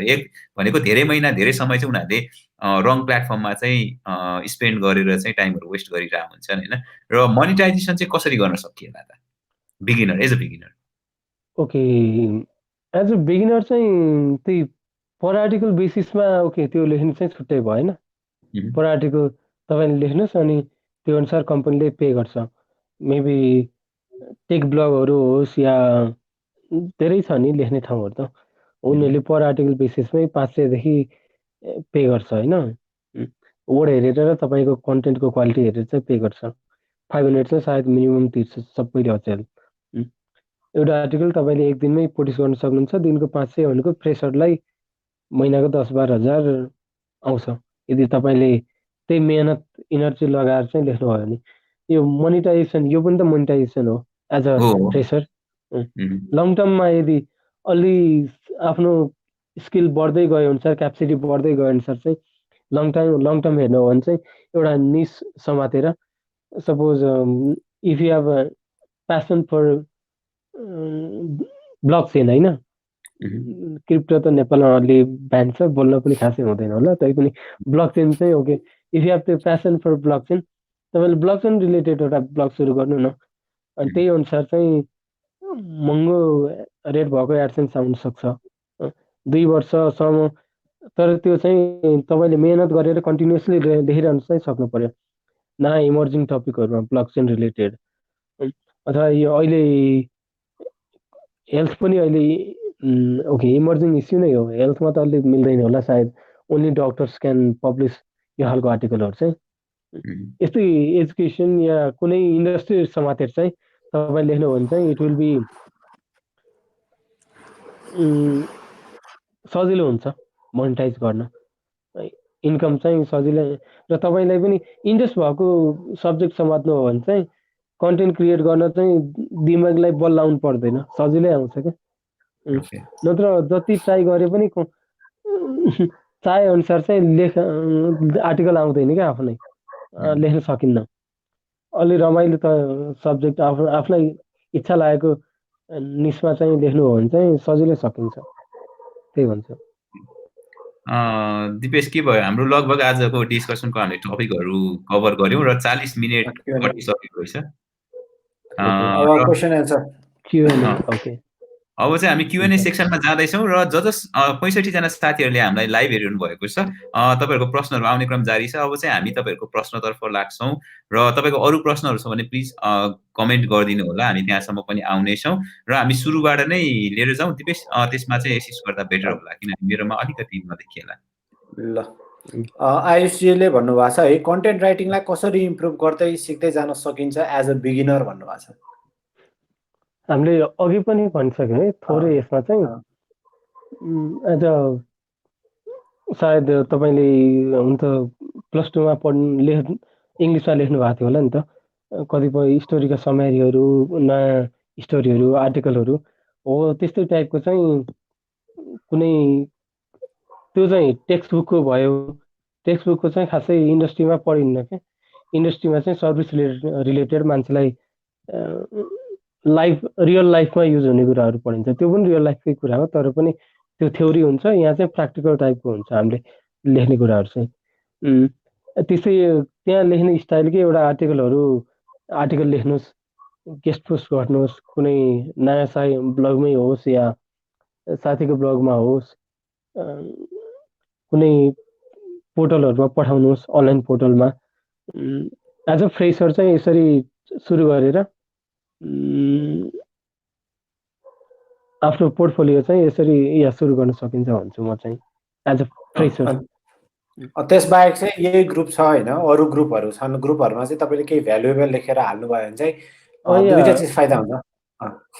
एउटा चिज चाहिँ तपाईँलाई पोटेन्सियल कस्टमरहरूले देख्न थाल्छन् टाइम एन्ड अगेन होइन, अनि अर्को चिज चाहिँ के हुन्छ भन्दा तपाईँलाई प्र्याक्टिस पनि हुन्छ, तपाईँलाई फेरि कन्टेन्ट लेख्नु पर्ने छ, अब वेबसाइट बनाउनु पर्ने रहेछ भनेर तपाईँ वेबसाइट बनाउनुतिर चाहिँ नजानुहोस्, मेरो रेकमेन्डेसन भनेको स्टार्ट गर्दाखेरि चाहिँ मिडियम होला होइन। अब अहिले हामी कुरा गर्दाखेरि चाहिँ अब फेरि न्युज च्यानलमा काम गर्नुपर्ने रहेछ भनेर कसैले जर्नलाइज गर्न सक्छ क्या। त्यो पनि होइन, त्यो लेखेर पठाउनुहोस् न, तपाईँ राम्रो लेख्नु भने रिपब्लिकाले राख्छ नि माई सिटीमा, अथवा हिमालयन टाइम्सले पनि तल टपिक्स भन्ने सेक्सनमा हालिदिन्छ, काठमाडौँ पोस्टले पनि समथिङ पोस्ट प्लेटफर्म भन्ने छ होइन एडिटोरियल पेजमा, त्यहाँ हालिदिन्छ, अथवा त्यो लिटरेचर फोरममा सजिलै पब्लिस गरिदिन्छ कि तपाईँ राम्रो लेख्नुभयो होइन, catchy, interesting, beautiful, simple, beautiful, easy to read, र त्यो पढिसकेपछि वा भन्ने आनन्द आउने खालको केही, तपाईँले कोही घुम्न जानुभएको छ भने एउटा त्यो ट्राभलग या डायरी केही लेख्नु छैन, त्यो पठाइदिनुहोस्, सजिलै छापिदिन्छ क्या। हामीले ट्राई चाहिँ गरेनौँ त्यो होइन, पठाएनौँ, नत्र जो पठाएको छ त्यसको छापिया छ। त्यो चाहिँ फेरि मोटिभेसन केसमा पनि आफ्नो आर्टिकल भर्खर लेख्न थाल्दाखेरि न्युज पेपरमा आयो भने चाहिँ एकदम बिग मोटिभेसन पनि होला है, त्यो पनि ट्राई गर्नु होला। अनि त्यो धेरैले करियर चाहिँ त्यसरी सुरु गरेका हुन्छन् क्या, फर्स्ट सुरुको आर्टिकलहरू चाहिँ या पत्रिकामा त्यसरी नै आउँछ, त्यसपछि मैले लेख्न सक्दो रहेछु भन्ने आफ्नो पत्रिका नाम देखेपछि रमाइलो लाग्छ नि। अर्को क्वेसन छ है, अब इङ्ग्लिस कन्टेन्ट राइटिङ स्किल कसरी सुधार्ने, इङ्ग्लिस ल्याङ्ग्वेज प्रब्लम? त्यो चाहिँ मैले यो सायद 10 मा मेरो ए लेभल सकिएपछि हो मैले इङ्ग्लिस सुधार्न थालेको चाहिँ। खासै आउँथेन। त्यसपछि यहाँ एक्जाममा फेल भएपछि, इङ्ग्लिसमै फेल भएपछि चाहिँ मैले सुधार्न थालेको। या त्यो रेगुलर पढ्ने अनि पढ्दै गर्दा चाहिँ रमाउने। जे पढेको छ नि त्यो इन्जोय गरेर पढ्नु भयो भने चाहिँ अथवा आफूलाई इन्जोय हुने कुराहरू चाहिँ पढ्नुहोस् न। यो क्वेसन चाहिँ मैले यहाँ भन्छु क्या, इङ्ग्लिस लर्न गर्नु चाहिँ यदि तपाईँले इङ्ग्लिस जोक बुझ्नु भयो भने चाहिँ तपाईँले इङ्ग्लिस बुझ्नुभयो क्या। इङ्ग्लिस जोक बुझेर चाहिँ हाँस्नु भएन भने चाहिँ तपाईँलाई इङ्ग्लिस आएको छैन। इङ्ग्लिस जोक पढ्दा चाहिँ तपाईँलाई हाँसो उठ्यो भने चाहिँ तपाईँ इङ्ग्लिस जान्नुहुन्छ। पहिला कन्फिडेन्स डेभलप गर्नुहोस्। म लेख्न जान्ने रहेछु, अनि लेख्न ट्राई गर्नु, लेख्न सुरु गर्नुहोस्। एउटा कुरा चाहिँ कन्फिडेन्स हुनैपर्छ है, सेल्फ कन्फिडेन्स। मलाई लेख्न आउँछ भनेर चाहिँ लेख्न थाल्ने नै हो। यदि ओके स्विम गर्नै आउँदैन, मलाई स्विम गर्नै आउँदैन भनेर बस्छ भने चाहिँ हुँदैन। पौडीमा त्यो स्विमिङ पुलमा जम्प गर्नुहुन्छ, त्यसपछि बिस्तारै ट्राई गर्नुहुन्छ नि त। त्यही हो, साइकल सिक्नु जस्तै। आउँदैन भनेर बस्यो भने आउँदैन। ट्राई गर्ने हो। अनि यो इङ्ग्लिसको क्वेसन चाहिँ मैले कहाँलाई जोड्न खोजेको थिएँ भन्दाखेरि चाहिँ यो चाहिँ हामी सबैले फेस गरेको हुनुपर्छ, स्पेसल्ली हामी नेपालीहरूले होइन। किनभने हामीले चाहिँ स्कुलमा चाहिँ अब इङ्ग्लिस बोल्नुपर्ने रुल लाउँदाखेरि पनि किन इङ्ग्लिस बोल्ने भनेर अब मै पनि त्यसै गरी हिँड्थेँ होइन। अहिले रिसेन्टली म चाहिँ अब इङ्ग्लिसमा भिडियो बनाउन ट्राई गर्दैछु। म एकदमै स्ट्रगल गरेर चाहिँ क्या इङ्ग्लिस स्पिकिङमा। राइटिङ चाहिँ मलाई फेरि पनि अलिअलि आउँछ होइन। स्पिकिङ चाहिँ अझ पनि एकदमै हार्ड हुँदो रहेछ। म फेरि पनि प्र्याक्टिस गरिरहेको छु। रामबाबुले पनि आइएम स्योर प्र्याक्टिस गरिरहेछ भन्ने कुरा होइन। रामबाबु तेरो रेकमेन्डेसन के छ यो चिजमा, इङ्ग्लिस कसरी सुधार्ने भन्ने केसमा? जस्तो कि कस्तो थियो भने म एउटा रमाइलो फन्नी सिन सेयर गर्न चाहन्छु होइन। इङ्ग्लिस मेरो एकदमै धेरै पोर हो र मैले एसएससी सकेपछि मलाई साइन्स पढ्न मन लागेको थियो र 11 क्लासमा मैले जोइन गर्दाखेरि मलाई केमिस्ट्रीको स्पेलिङ आउँदैन थियो है। एकदम अनेस्ट भएर भनेको। अनि हरेक टिचरहरूसँग म कोलाबोरेट गरेँ, तर बिस्तारै प्लस 2 मै मेरो इङ्ग्लिस चाहिँ इम्प्रुभ भएन। किनभने प्लस 2 को 12 क्लासमा पुग्दाखेरि मलाई टिचरले एक्चुअली पढ्न लगाएको याद छ कि। अनि त्यो पढ्दाखेरि इङ्ग्लिस पढेको चाहिँ रामायण पढे जस्तो सुन्ने छ के होइन। पछि अब म गभर्मेन्ट स्कुलमा पढ्या हो, अनि मैले सबै नेपाली मिडियममा पढ्या हो। त्यसले गर्दा साथीहरूले मलाई भनेको थिए तैँले पढ्या त कस्तो रामायण पढे जस्तो पो सुन्ने हो भन्ने टाइपको भनेको थिएँ। अनि जब म काम गर्न थालेँ, अनि काम गर्न थालिसकेपछि चाहिँ मैले मेरो इङ्ग्लिसको क्रेडिट भनेको मैले ट्युटोरियल्सहरूलाई दिन्छु कि। मैले lynda.com बाट चाहिँ एकदमै धेरै ट्युटोरियल हेरेँ, भनेको वर्डप्रेसको ट्युटोरियल हेरेँ, एसइओको ट्युटोरियल हेरेँ। त्यो हेर्दै अटोमेटिकली मेरो ब्रेनले चाहिँ त्यसलाई एडप्ट गर्यो क्या है। अनि त्यसपछि म फ्रिल्यान्सिङ गर्न थालेँ। फ्रिल्यान्सिङ गर्दाखेरि म बाहिरको क्लाइन्टहरूसँग काम गर्थेँ। मैले नेपालको क्लाइन्टहरूसँग चाहिँ फ्रिल्यान्सिङ गरिनँ। बाहिरको क्लाइन्टहरूसँग कुरा गर्दा उनीहरूसँग अब मसँग अप्सन छैन के, मैले इङ्ग्लिसमै कुरा गर्नुपर्छ है। अब बोल्दै गएँ, कहिले बुझेनन् होला, दोहोऱ्याएर भन्यो होला, के भयो होला, त्यहाँनिर पनि आफ्नो अब स्ट्रगलको फेज छ। तर बिस्तारै चाहिँ त्यो युज टु हुँदै गइसकेपछि बोल्दै गएँ, युज टु हुँदै गएँ होइन। र म इङ्ग्लिस मुभी हेर्दा जहिले पनि सबटाइटल अन गरेर हेर्छु है। त्यसबाट पनि अनि त्यो टोनहरू पनि अलिअलि सिकिन्छ। अनि त्यति गरिसकेपछि चाहिँ अब मलाई थाहा छैन, मैले त्यही गर्दै गएँ। त्यो मेरो काम भयो, as a part of life भयो। म काम गरिरहेको छु। मैले कहिले पनि मेरो इङ्ग्लिस कति इम्प्रुभ भयो भनेर टेस्ट चाहिँ गरिनँ। अनि जब पछिल्लो फेजमा चाहिँ अरूहरूले भन्न थाले तेरो इङ्ग्लिस त कस्तो राम्रो भएछ, तेरो इङ्ग्लिस स्पिकिङ त कस्तो राम्रो छ भन्ने टाइपको भयो। अनि मैले क्लाइन्टहरूलाई पनि सोध्न थालेँ, how you rate my English out of 10 भन्दाखेरि कसैले जिस्केर 10 आउट अफ 10 भन्थे, कसैले 8 भन्थे होइन। अनि अब थाहा नै नपाइकन इङ्ग्लिस इम्प्रुभ भइसकेको रहेछ कि। त्यसले गर्दाखेरि त्यो चाहिँ म चाहिँ एकदम तपाईँहरूलाई के हुन्छ नि, ट्युटोरियल हेर्नुहोस् इङ्ग्लिसमा। इङ्ग्लिसमा ट्युटोरियल हेर्दाखेरि चाहिँ के फाइदा हुन्छ भन्दाखेरि एउटा केही चिज स्किल पनि सिक्नुहुन्छ, अर्को भनेको तपाईँको इङ्ग्लिस पनि इम्प्रुभ हुँदै जान्छ कि। एकदमै त्यही हो। म मेरो स्टोरी भन्छु भनेको चाहिँ हिजो म भिडियो बनाउँदै थिएँ अनि मलाई बोल्नै आएन क्या। अनि मेरो दिदी क्यानाडामा हुनुहुन्छ होइन।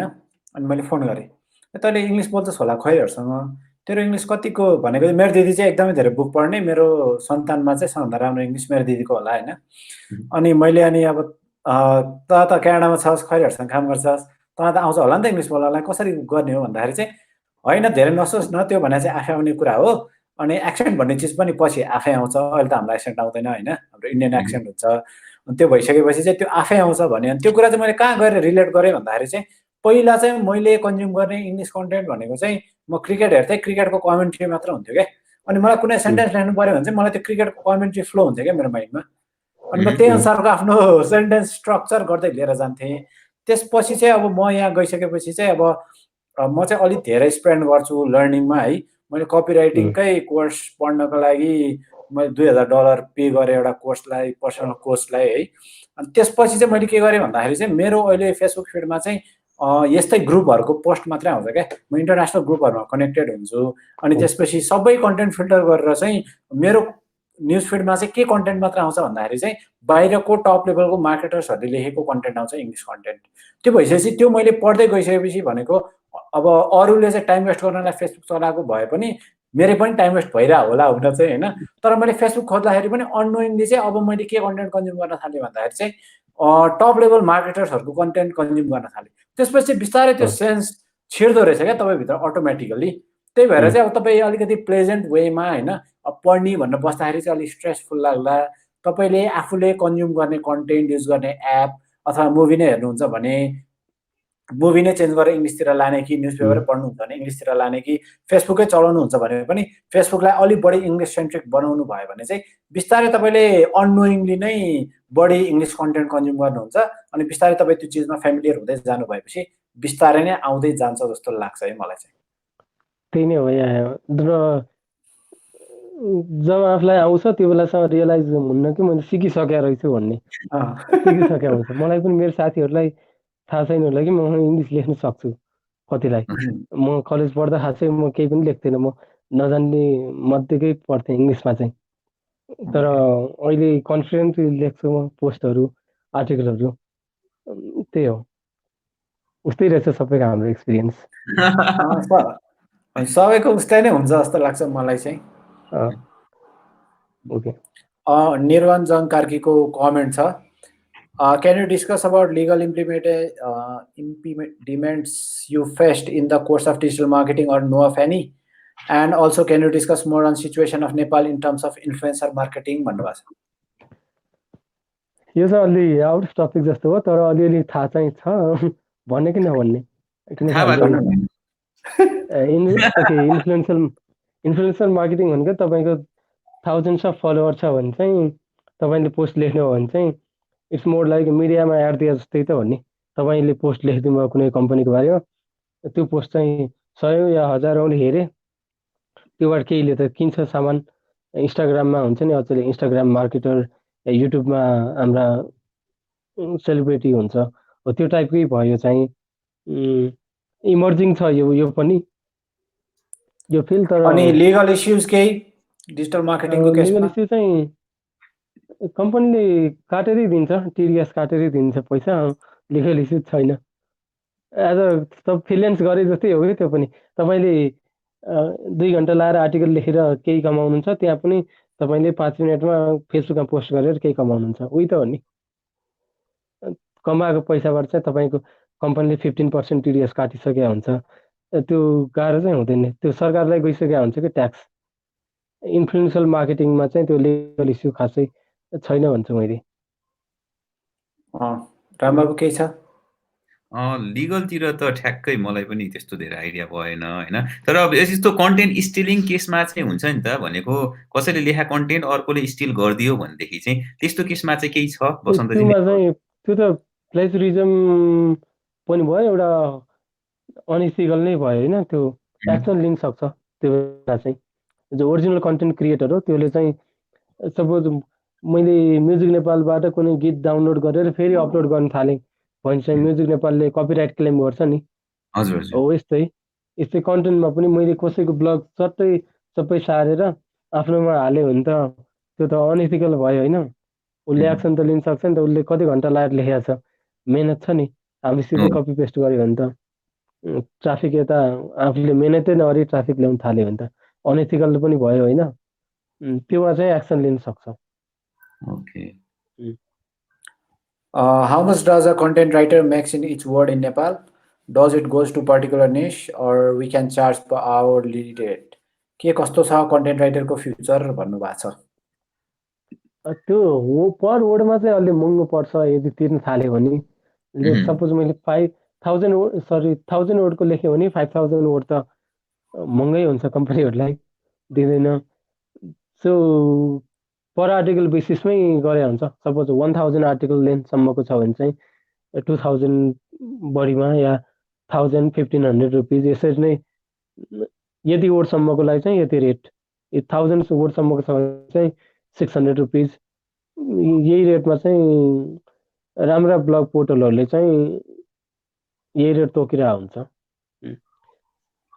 ओके, यसमा नलिनजीको क्वेसन छ। जोड्न चाहे होइन, जस्तो यो जुन प्राइसिङको कुराहरू आयो, जुन कन्टेन्ट राइटिङले कसरी पैसा कमाउने भन्ने कुरामा यदि तपाईँले हेर्नुभएको छैन भनेदेखि योभन्दा अघिल्लो हाम्रो लाइभ हेर्नुभयो भने चाहिँ त्यहाँ हामीले अफर क्रिएसनको बारेमा चाहिँ एउटा राम्रो लाइभ गरेको छौँ होइन।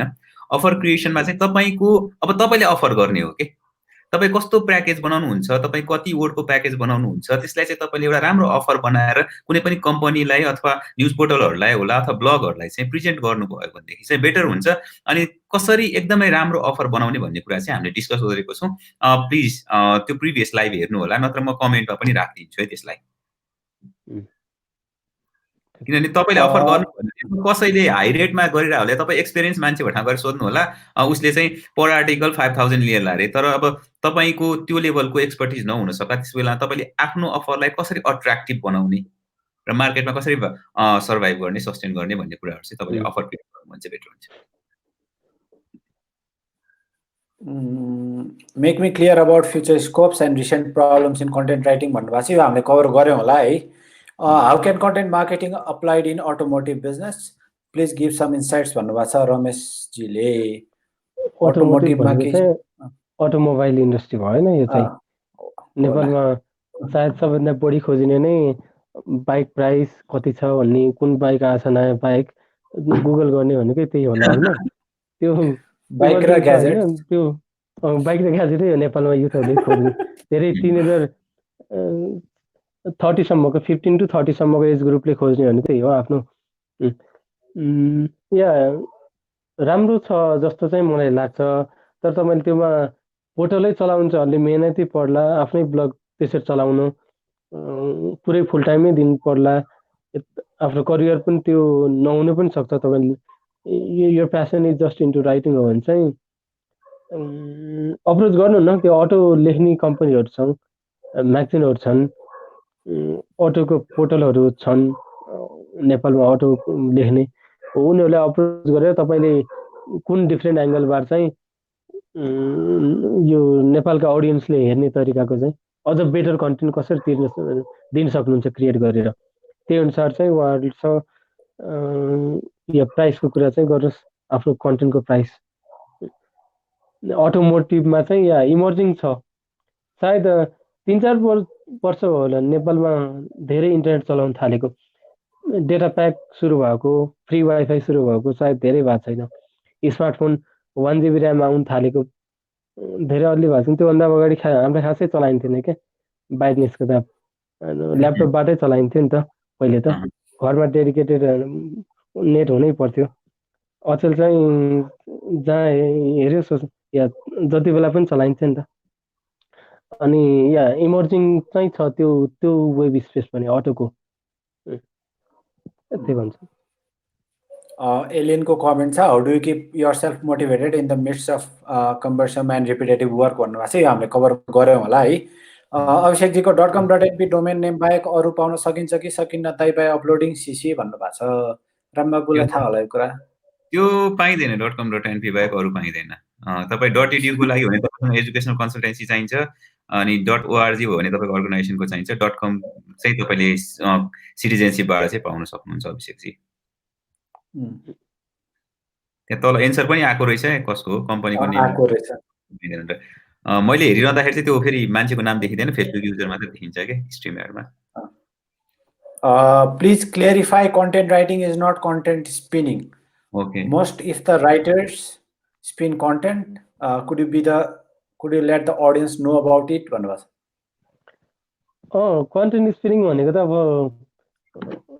तपाईँले आफै ओरिजिनल्ली लेखेको भएन नि त, त्यो त अरूले लेखिसकेको कुरा चाहिँ घुमाएर मिलाएर अलि डिफ्रेन्ट तरिकाको देखाएको मात्रै हो डिफ्रेन्ट प्रेजेन्टेसनमा।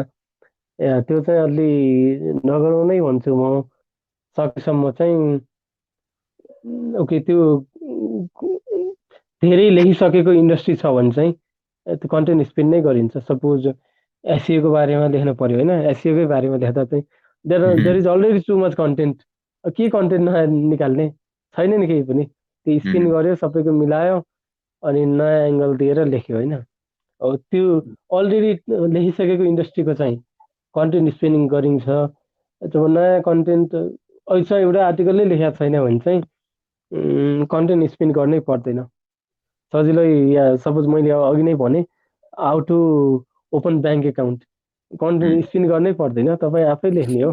तपाईँ अथवा मैले डिजिटल पेमेन्ट कम्पनीमा काम गर्दा चाहिँ okay how to pay total bill, कसरी टोटलको बिल पे गर्ने त्यो लेखेको कसैले पनि लेखाएको छैन। त्यो नेपालमा त everything is being written for first time, पहिलोचोटि लेख्दैछौँ हामीले धेरै कुराहरू।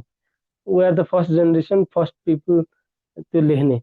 त्यो स्पिन गर्न आवश्यक छैन क्या, नेपालको इन्डस्ट्रीको लागि लेख्नु भएको छ भने चाहिँ। त्यही भने है त म। प्रदीपजीको क्वेसन छ, Basanta sir how much you earn now भन्ने छ। त्यो गाह्रो हुन्छ, म फिक्स छैन सर, म डिस्क्लोज पनि नगरौँ फेरि गाह्रो पार्न सक्छ मान्छेले। खाना बस्नु पुगेको छ, त्यही हो। गुन्तनजीको कमेन्ट छ, फर्स्ट क्लाइन्ट पाउनको लागि टिप्स दिनु भन्नुभएको छ। हामीले कभर गरे होला त्यो भन्यो है, पहिला ट्रायलमा फ्रीमा काम गरिदिनुहोस्, त्यसपछि ऊ आफैले अप्रोच गर्छ, लेख्ने मान्छे कोही छ लेख्ने भ्याउँछस् भनेर सोध्छ आफै।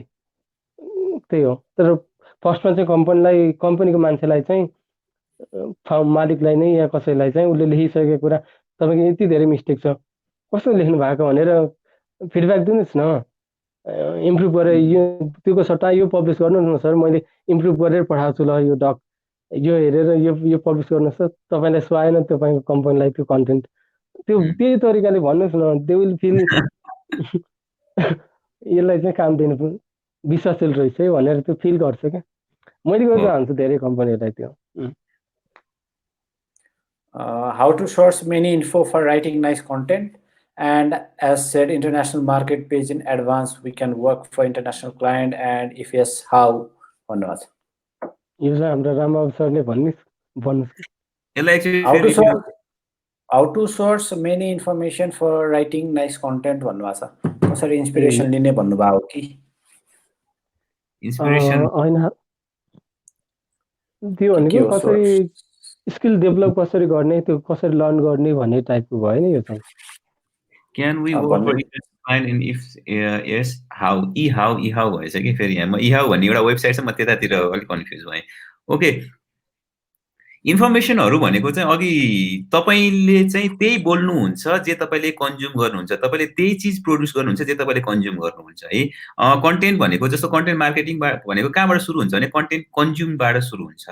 भनेको तपाईँले कस्तो कन्टेन्ट कन्ज्युम गरिरहनु भएको छ त्यही अनुसार तपाईँको माइन्ड सेट बन्दै जान्छ, त्यही अनुसार तपाईँको ड्रिमहरू सेट हुँदै जान्छ, त्यही अनुसार तपाईँको लाइफस्टाइल सेट हुँदै जान्छ। त्यसले गर्दाखेरि चाहिँ तपाईँ अब इन्टरनेसनल मार्केटमा चाहिँ काम गर्न चाहनुहुन्छ भने इन्टरनेसनल मार्केटमा जो टप प्लेयरहरू छन्, जो टप कन्टेन्ट राइटरहरू छन्, उनीहरूले कस्तो कन्टेन्ट लेखिरहेछन् त त्यो चिज चाहिँ तपाईँले हेर्न थाल्नु पर्यो कि। अब सानो इक्जाम्पल दिन चाहन्छु होइन, हामी फुटबल हेरेर हुर्किएका मान्छेहरू हौँ है। अब पछिल्लो जेनेरेसनले क्रिकेट हेर्न थाल्यो होला, तर मेरो जेनेरेसन फुटबल हेरेर हुर्केको जेनेरेसन हो। र हामीले हेर्दाखेरि चाहिँ रोनाल्डोले जस्तो बनाना हान्ने भनेर प्र्याक्टिस गर्थ्यौँ कि होइन। भनेको फुटबल हान्दाखेरि पनि त्यस्तै गर्ने, हामी उनीहरूको जस्तै हेयरस्टाइल कपी गरिरहेको हुन्थ्यौँ भनेदेखि सेम चिज हो मार्केटिङमा, कन्टेन्ट क्रिएसनमा तपाईँले त्यही चिज अडाप्ट गर्न सक्नुहुन्छ। जस्तो म एसइओ फिल्डमा हुँदाखेरि चाहिँ म स्टिफन काङको होइन, काइल रुफको, जोन रोमेनको कन्टेन्टहरू चाहिँ हेरिरहेको हुन्छु। उनीहरू चाहिँ इन्डस्ट्रीको लिडरहरू हो। स्टिभ जोब्सको नोटबुक फलो गरिरहेको हुन्छु भनेपछि, किनभने म उनीहरूलाई मोडल गर्दै उनीहरूको स्ट्राटेजीहरू इम्प्लिमेन्ट गरिरहेको हुन्छु होइन। अनि त्यसले गर्दाखेरि तपाईँले पनि त्यही अनुसारको कन्टेन्टहरू हेर्न थाल्नु पर्यो। जस्तो स्पेसली तपाईँ लामो राम्रो कन्टेन्टहरू कपी राइटिङहरू हेर्न चाहनुहुन्छ भने क्लिक फनेल भन्ने ग्रुप जोइन गर्नुहोस्। त्यहाँनिर एकदमै राम्रो कन्टेन्टहरू सेयर गरिरहेको हुन्छन् क्लिक फनेल्समा होइन। सबैजना टुकमा क्लब भनिरहेको हुन्छन्, $1 मिलियन कुरा गरिरहेको हुन्छन् होइन। तपाईँलाई पनि एउटा मोटिभेसन मिल्छ कि त्यहाँको कन्टेन्ट पढ्दाखेरि होइन। सबै मिलिनियरहरूले लेखाएको कन्टेन्ट तपाईँले पढ्न पाउनुभयो भनेपछि नेक्स्ट मिलिनियर तपाईँ हुनबाट रोक्नलाई चाहिँ केही चिज पनि छैन कि त्यहाँनिर। अनि तपाईँले एडभान्समा पेमेन्ट पाउन सक्नुहुन्छ होला। तपाईँले कन्टेन्ट लेखेको $125 पर आवर चार्ज गर्न सक्नुहुन्छ होइन। त्यो लेभलको अपर्च्युनिटी छ। तर पहिला तपाईँले आफ्नो कन्टेन्ट कन्जम्सन चाहिँ सिफ्ट गर्नु पर्यो कि नेक्स्ट लेभलमा। अनि स्पेसली मैले फेरि पनि भने क्लिक फनेल्स भन्ने ग्रुप हेर्नुहोस् होइन, त्यहाँको कन्टेन्ट पढ्न थाल्नुहोस्। अनि साथीहरू जसले यो नेपाली बकवास न्युजहरू सेयर गर्छन् उनीहरूलाई अनफलो हानिदिनुहोस्। एकदमै तपाईँले आफ्नो लागि सबभन्दा ठुलो गर्न सक्ने इन्भेस्टमेन्ट एकदम क्विक इन्भेस्टमेन्ट थियो। होइन आफ्नो स्किल जस्तो बनाउने नि त्यो चाहिँ आफ्नो लाइफस्टाइलमै भर पर्छ। तपाईँको फेसबुकको फिड कस्तो हुन्छ त्यही अनुसार तपाईँ हुनुहुन्छ क्या। तपाईँको राम्रो कन्टेन्ट आउँछ तपाईँको फिडमा भने तपाईँ आफ्नो त्यही अनुसार क्वालिटी बढ्दै जान्छ। क्लिक बेटहरू झुर सेन्सेसनल न्युजहरू मात्रै छ भने चाहिँ तपाईँको माइन्डसेटै त्यस्तैमा जान्छ। अनि बेला बेला युट्युबको हिस्ट्री पनि क्लियर गरिरहनु। ठिक छ। Okay Dipesh next. Saurabhjile, thank you so much for all of you for sharing your insights. Basanta sir has always been helpful in sharing informations. I am seeing Rambabu sir and Dipesh sir for the first time and eager to learn more in the days to come. Thank you so much. त्यस बाहेक अब copy राइटिङको specifically मैले नै 2टा कि 3टा video हालेको छु ग्रुपमा है।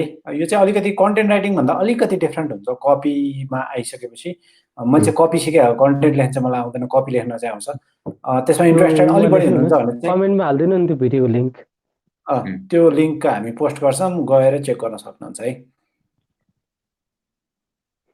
गुन्जन राज तिवारीजीले हामीले लेखेको कन्टेन्ट राम्रो छ कि नै भनेर कसरी थाहा पाउने भन्नुभएको छ।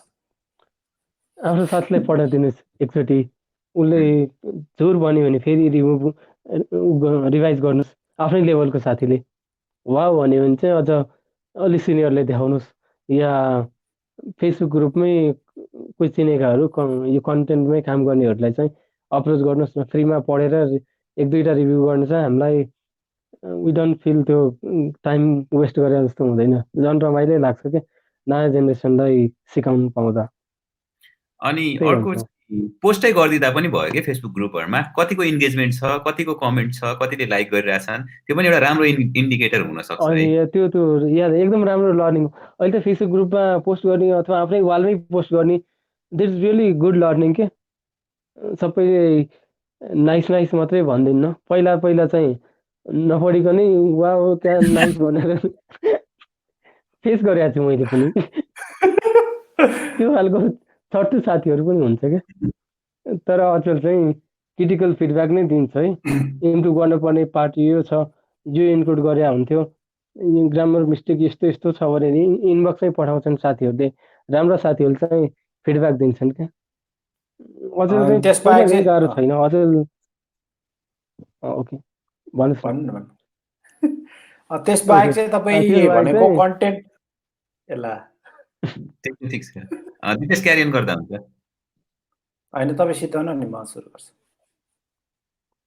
ओके, या त्यही हो, या मिडियममा या कोरामा लेख्न थाल्नुभयो भने पनि अझ गुड होइन। कोरामा छिट्टो सिक्ने भनेको चाहिँ कोरामा एन्सर गरेर हो।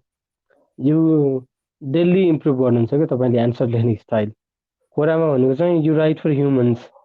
एसइओ भनेको बरु अचेल ह्युमन भन्दा पनि वी राइट फर मेसिन जस्तो हुन थालिसक्यो। त्यहाँ चाहिँ एन्सर चाहिँ त्यो हामीले लेखेको एन्सर पढ्ने ह्युमनले हो, अपलोड गर्ने, कमेन्ट गर्ने। त्यो हुँदा कोराबाट चाहिँ इन्गेजिङ कन्टेन्ट लेख्न चाहिँ सिकिन्छ, मान्छेले पढ्ने खालको कन्टेन्ट। त्यसपछि लङ फर्म लेख्ने भनेको चाहिँ या मिडियममा आउनुहोस्, अनि ग्रुपहरूमा यसरी या सोसल मिडियामा लेख्न थाल्नुहोस्, त्यसपछि ब्लगमा लेख्न थाल्नुहोस्, गेस्ट पोस्ट गर्नुहोस्, न्युज पेपरमा आफै पछि चाहिँ आफै ब्लग बनाउनुहोस्। त्यही हो इम्प्रुभ गर्ने पार्ट चाहिँ त्यही। कन्टेन्ट टेस्ट गर्नुपर्ने छ भने चाहिँ मेरो रेकमेन्डेसन चाहिँ के छ भन्दाखेरि तपाईँको टार्गेट अडियन्ससँग कन्टेन्ट टेस्ट गर्नु क्या। भनेको चाहिँ तपाईँको टार्गेट अडियन्स भनेको तपाईँले मलाई कन्टेन्ट सपोज पठाउनु भयो, मैले हेर्दाखेरि मलाई मन नपरेको कन्टेन्ट छ भने पनि फरक परेन, किन भन्दा म तपाईँको टार्गेट अडियन्स नहुन सक्छु नि त। तपाईँको टार्गेट अडियन्सलाई नै त्यही टाइपको कन्टेन्ट मनपर्छ भने चाहिँ इट्स फाइन क्या। तपाईँ त्यो हाई लेभलमा पुग्नुपर्छ भन्ने पनि छैन है। त्यही भएर चाहिँ टेस्ट गर्दाखेरि चाहिँ एकदम खतरा एक्सपर्ट, एकदम हाई लेभल भन्दा पनि तपाईँले कसलाई पढाउन खोज्नु भएको हो होइन। तपाईँले अलिकति एल्डर पिपलहरूलाई लानु भइरहेछ भने चाहिँ हामीलाई रिभ्यू गर्न दिनुभन्दा पनि उहाँहरूलाई एकचोटि पढ्नु त भनेर त्यही एज ग्रुपमा टेस्ट गर्नुभयो भने चाहिँ तपाईँलाई एक्ज्याक्ट फिडब्याक आउला। किन भन्दा हाम्रो टोन र हाम्रो एल्डर पिपलहरूको टोन मिल्दैन, हामीभन्दा यङ्स्टर्सहरूसँग हाम्रै पनि टोन मिल्दैन होइन। त्यो भइसकेपछि चाहिँ त्यो इफिसियन्सी चाहिँ मान्छे अनुसार फरक पर्छ। कुनै चिजले तपाईँले छुन सक्छ, मलाई नछुन सक्छ, मलाई छुने चिजले तपाईँलाई नछुन सक्छ। त्यही भएर चाहिँ आफ्नै स्पेसमा टेस्ट गर्नुभयो भने सबभन्दा राम्रो होला। गुगल अपडेटको बारेमा केही वर्ड्सहरू पनि जाओस्। ओके, यो मलाई नै आएको क्वेसन हो है। सो रिसेन्टली गुगलको मे कोर अपडेट आएको छ होइन विशेष गरी, अनि त्यसमा तपाईँले गुगल अपडेटको बारेमा सर्च लाइसन भन्ने ट्विटरमा एउटा फलो गर्नु भने त्यहाँनिर थाहा भइरहेको हुन्छ है, उसले गुगल अपडेटको बारेमा जानकारी दिइरहेको हुन्छ। त्यो गुगलको अफिसियल अपडेटको बारेमा जानकारी दिने ह्यान्डल हो ट्विटरको। अनि गुगल अपडेटको मैले रिसेन्टली पढ्दाखेरि चाहिँ के छ भन्दाखेरि उनीहरूले मेनली फोकस भनेको कन्टेन्टमा गरिरहेछन् है। भनेको चाहिँ तपाईँको कन्टेन्ट कतिको रिलेभेन्ट छ, कतिको कम्प्रिहेन्सिभ छ भनेको, कुनै टपिकको बारेमा पुरै जानकारी दिने खालको कन्टेन्ट लेख्नु भएको छ कि छैन होइन, त्यो कुराहरूलाई चाहिँ गुगलले अझ धेरै प्रायोरिटी राखिरहेको छ। किनभने गुगल एउटा मसिन भए पनि गुगल सर्च गर्ने मान्छेहरू चाहिँ मान्छे रियल पिपुल हुने नि, गुगल मसिन भए पनि। त्यसले गर्दाखेरि उसले कन्टेन्ट सर्भ गर्ने त रियल पर्सनलाई हो नि त। त्यसले गर्दाखेरि रियल पर्सनलाई, रियल सर्चरलाई चाहिँ कुन कन्टेन्टले भ्यालु दिन्छ भनेर चाहिँ उसले हेरिरहेको हुन्छ अनि त्यही कन्टेन्ट चाहिँ सर्भ गरिरहेको हुन्छ। त्यसले गर्दाखेरि जुन साँच्चीकै मान्छेहरूले मन पराइरहेको कन्टेन्टलाई 200 भन्दा बढी सिग्नलहरूबाट चाहिँ उसले ऱ्याङ्किङ गरिदिरहेको हुन्छ। त्यसले गर्दाखेरि तपाईँले के गर्नु पर्यो भन्दाखेरि तपाईँले ह्युम्यानको लागि लेख्नु पर्यो, बोट्सको लागि लेख्नु भएन। तपाईँले मान्छेको लागि लेख्न थाल्नुभयो, मान्छेले मन परायो, मान्छेले इन्गेज गर्यो, तपाईँले केही एक्सन सिटिएहरू क्रिएट गर्नुभयो भने त्यो मान्छेले फलो गर्यो भनेदेखि चाहिँ गुगलले त्यो सबै चिज मेजर गरिरहेको हुन्छ। अनि त्यसले गर्दाखेरि चाहिँ तपाईँको ऱ्याङ्किङमा इम्प्रुभमेन्ट हुन्छ। तर मान्छेले नै तपाईँको कन्टेन्ट मन पराइदिएनन् भने चाहिँ गुगलले पनि मन पराउँदैन। त्यसले गर्दाखेरि फोकस गर्ने हो, लेन्थ अफ कन्टेन्टमा फोकस गर्नुहोस् होइन। कुनै एउटा टपिकमा तपाईँले जानकारी दिन खोज्नुभयो भनेदेखि तपाईँलाई जस्तै अब हामीले स्कुलमा पढेको एउटा सानो इक्जाम्पल दिन चाहन्छु। विवेचनात्मक उत्तरलाई लिउँ है एकचोटि, तपाईँहरू सबैले पढ्नु भयो होला। 20 मार्क्सको क्वेसन हुन्छ भनेदेखि तपाईँले 1 पेज लेखेर पुग्दैन। तपाईँले त्यही अनुसार रिलेभेन्ट गरेर फेरि एउटै चिज रिपिट गरेर हुँदैन। तपाईँले 20 मार्क्स भनेको लेट्स चाहिँ गुगलको फर्स्ट पोजिसनलाई मान्नुहुन्छ भनेदेखि चाहिँ तपाईँको कन्टेन्ट पनि यही क्वालिटीको चाहिँ हुनुपर्छ, अनि बल्ल मात्र तपाईँ ऱ्याङ्किङ गर्न सक्नुहुन्छ है। त्यसले गर्दाखेरि तपाईँले जता पनि हेर्नुभयो भनेदेखि कन्टेन्ट क्वालिटीमा एकदम धेरै फोकस भइरहेको चाहिँ देख्नुहुन्छ है। त्यसले गर्दाखेरि गुगल अपडेटलाई ध्यान दिँदाखेरि यदि तपाईँको कन्टेन्ट चाहिँ साँच्चीकै मान्छेले मन पराइरहेको छन्, तपाईँले चाहिँ केही पनि ब्ल्याक ह्याट टेक्निक्स युज गर्नु हुँदैन भनेदेखि चाहिँ तपाईँलाई गुगल अपडेटको खासै धेरै चिन्ता लिनु चाहिँ पर्दैन कहिले पनि। तपाईँ कन्टेन्ट क्वालिटीको छ भनेदेखि गुगलले तपाईँलाई कहिले पनि हार्म गर्दैन। यति नै भयो गुगल अपडेट्सको लागि चाहिँ। अनि अर्को चिज छ, म माथिको प्रश्नसँग जोड्न चाहे। हाम्रो कस्तो थियो, हामीले लेखेको कन्टेन्ट राम्रो छ कि नै भनेर कसरी थाहा पाउने भनेको चाहिँ तपाईँ ब्लग पब्लिस गर्नुहोस्, त्यो गुगलमा ऱ्याङ्क हुन्छ भने तपाईँको कन्टेन्ट डेफिनेटली राम्रो छ। बसन्तजीको के ओपिनियन यसमा? मैले पनि त्यही भन्छु, मेसिनलाई होइन कि मान्छेलाई लेख्नुहोस्। गुगलले सब गर्ने भनेको चाहिँ मान्छेलाई नै हो क्या। यदि मान्छेले नै गुगल मन पराएन भने त पिपुल माइट स्विच नि त। गुगलले सर्भ गर्ने भनेको त उसका कस्टमर भनेको त हामी युजरहरू नै हो। युजरलाई बेस्ट दिनै खोजेको उसले। त्यो हुँदा हामीले पनि ह्युमनलाई सर्भ गर्यो भने बल्ल गुगल पनि रिलायबल हुन्छ नि त। गुगल डजन्ट वान्ट टु त्यसरी चिट के। सो आई फिल मान्छेले मन पराउने कन्टेन्ट लेख्नुहोस्, उनीहरूको प्रब्लम सल्भ हुने टाइपको कन्टेन्ट लेख्नुहोस्, त्यही भन्छु। अनि यसमा चाहिँ मेरो गुगल चाहिँ बिस्तारै फेसबुकको बाटोमा हिँड्न थाले जस्तो फिल भइरहेछ मलाई चाहिँ। रिसेन्ट टाइम गुगलको अपडेट्स हेर्दाखेरि होइन, फेसबुक आउँदाखेरि चाहिँ फेसबुकसँग डेटा पोइन्ट एकदमै धेरै भयो क्या। किन भन्दा हामीले इच एन्ड एभ्री कुरा फेसबुकमा सेयर गर्न थाल्यौँ। फेसबुकलाई चाहिँ हाम्रो इन्ट्रेस्टहरू के कुरा मनपर्ने मन नपर्ने एक्जामिन गर्न चाहिँ एकदमै धेरै सजिलो भयो। गुगलसँग फेरि पनि लिमिटेड डेटा पोइन्ट्स भयो होइन। तर बिस्तारै अब त्यो मोडर्नाइजेसन गर्दै गइरहँदाखेरि डेटा पनि सेयर गर्छन् होला जस्तो लाग्छ मलाई चाहिँ तिनीहरूले भित्रभित्रै पनि। त्यो गरिरहँदाखेरि चाहिँ अब के भयो भन्दाखेरि चाहिँ अब चाहिँ किवर्ड्सहरूमा फोकस गरेर, किवर्ड स्प्याम गरेर, यताउता गरेर पहिला गुगलमा ऱ्याङ्क हुन्थ्यो। फेसबुक चाहिँ पहिलेदेखि नै अलिकति कन्टेन्ट सेन्ट्रिक, कन्टेन्ट के छ, स्क्रिन टाइमहरू कतिको स्क्रोल गरिरहेछन्, मान्छे कुन पोइन्टमा पज गरिरहेछन्, कतिको सेयर भइरहेछ, रियाक्सन्सहरू यताउता पहिले इन्ट्रोड्युस गरिदियो होइन। अब गुगलले नि बिस्तारै त्यही चिज इनहेरिट गर्दै जान्छ होला। अब रियाक्सनै त नल्याउला होइन, त्यही पनि अब कुनै पोइन्ट अफ डेटा पोइन्ट राखेर चाहिँ त्यही अनुसारको हेर्दै जान्छ होला जस्तो लाग्छ है मलाई। फ्युचर चाहिँ त्यसरी मुभ हुन्छ जस्तो लाग्छ मलाई।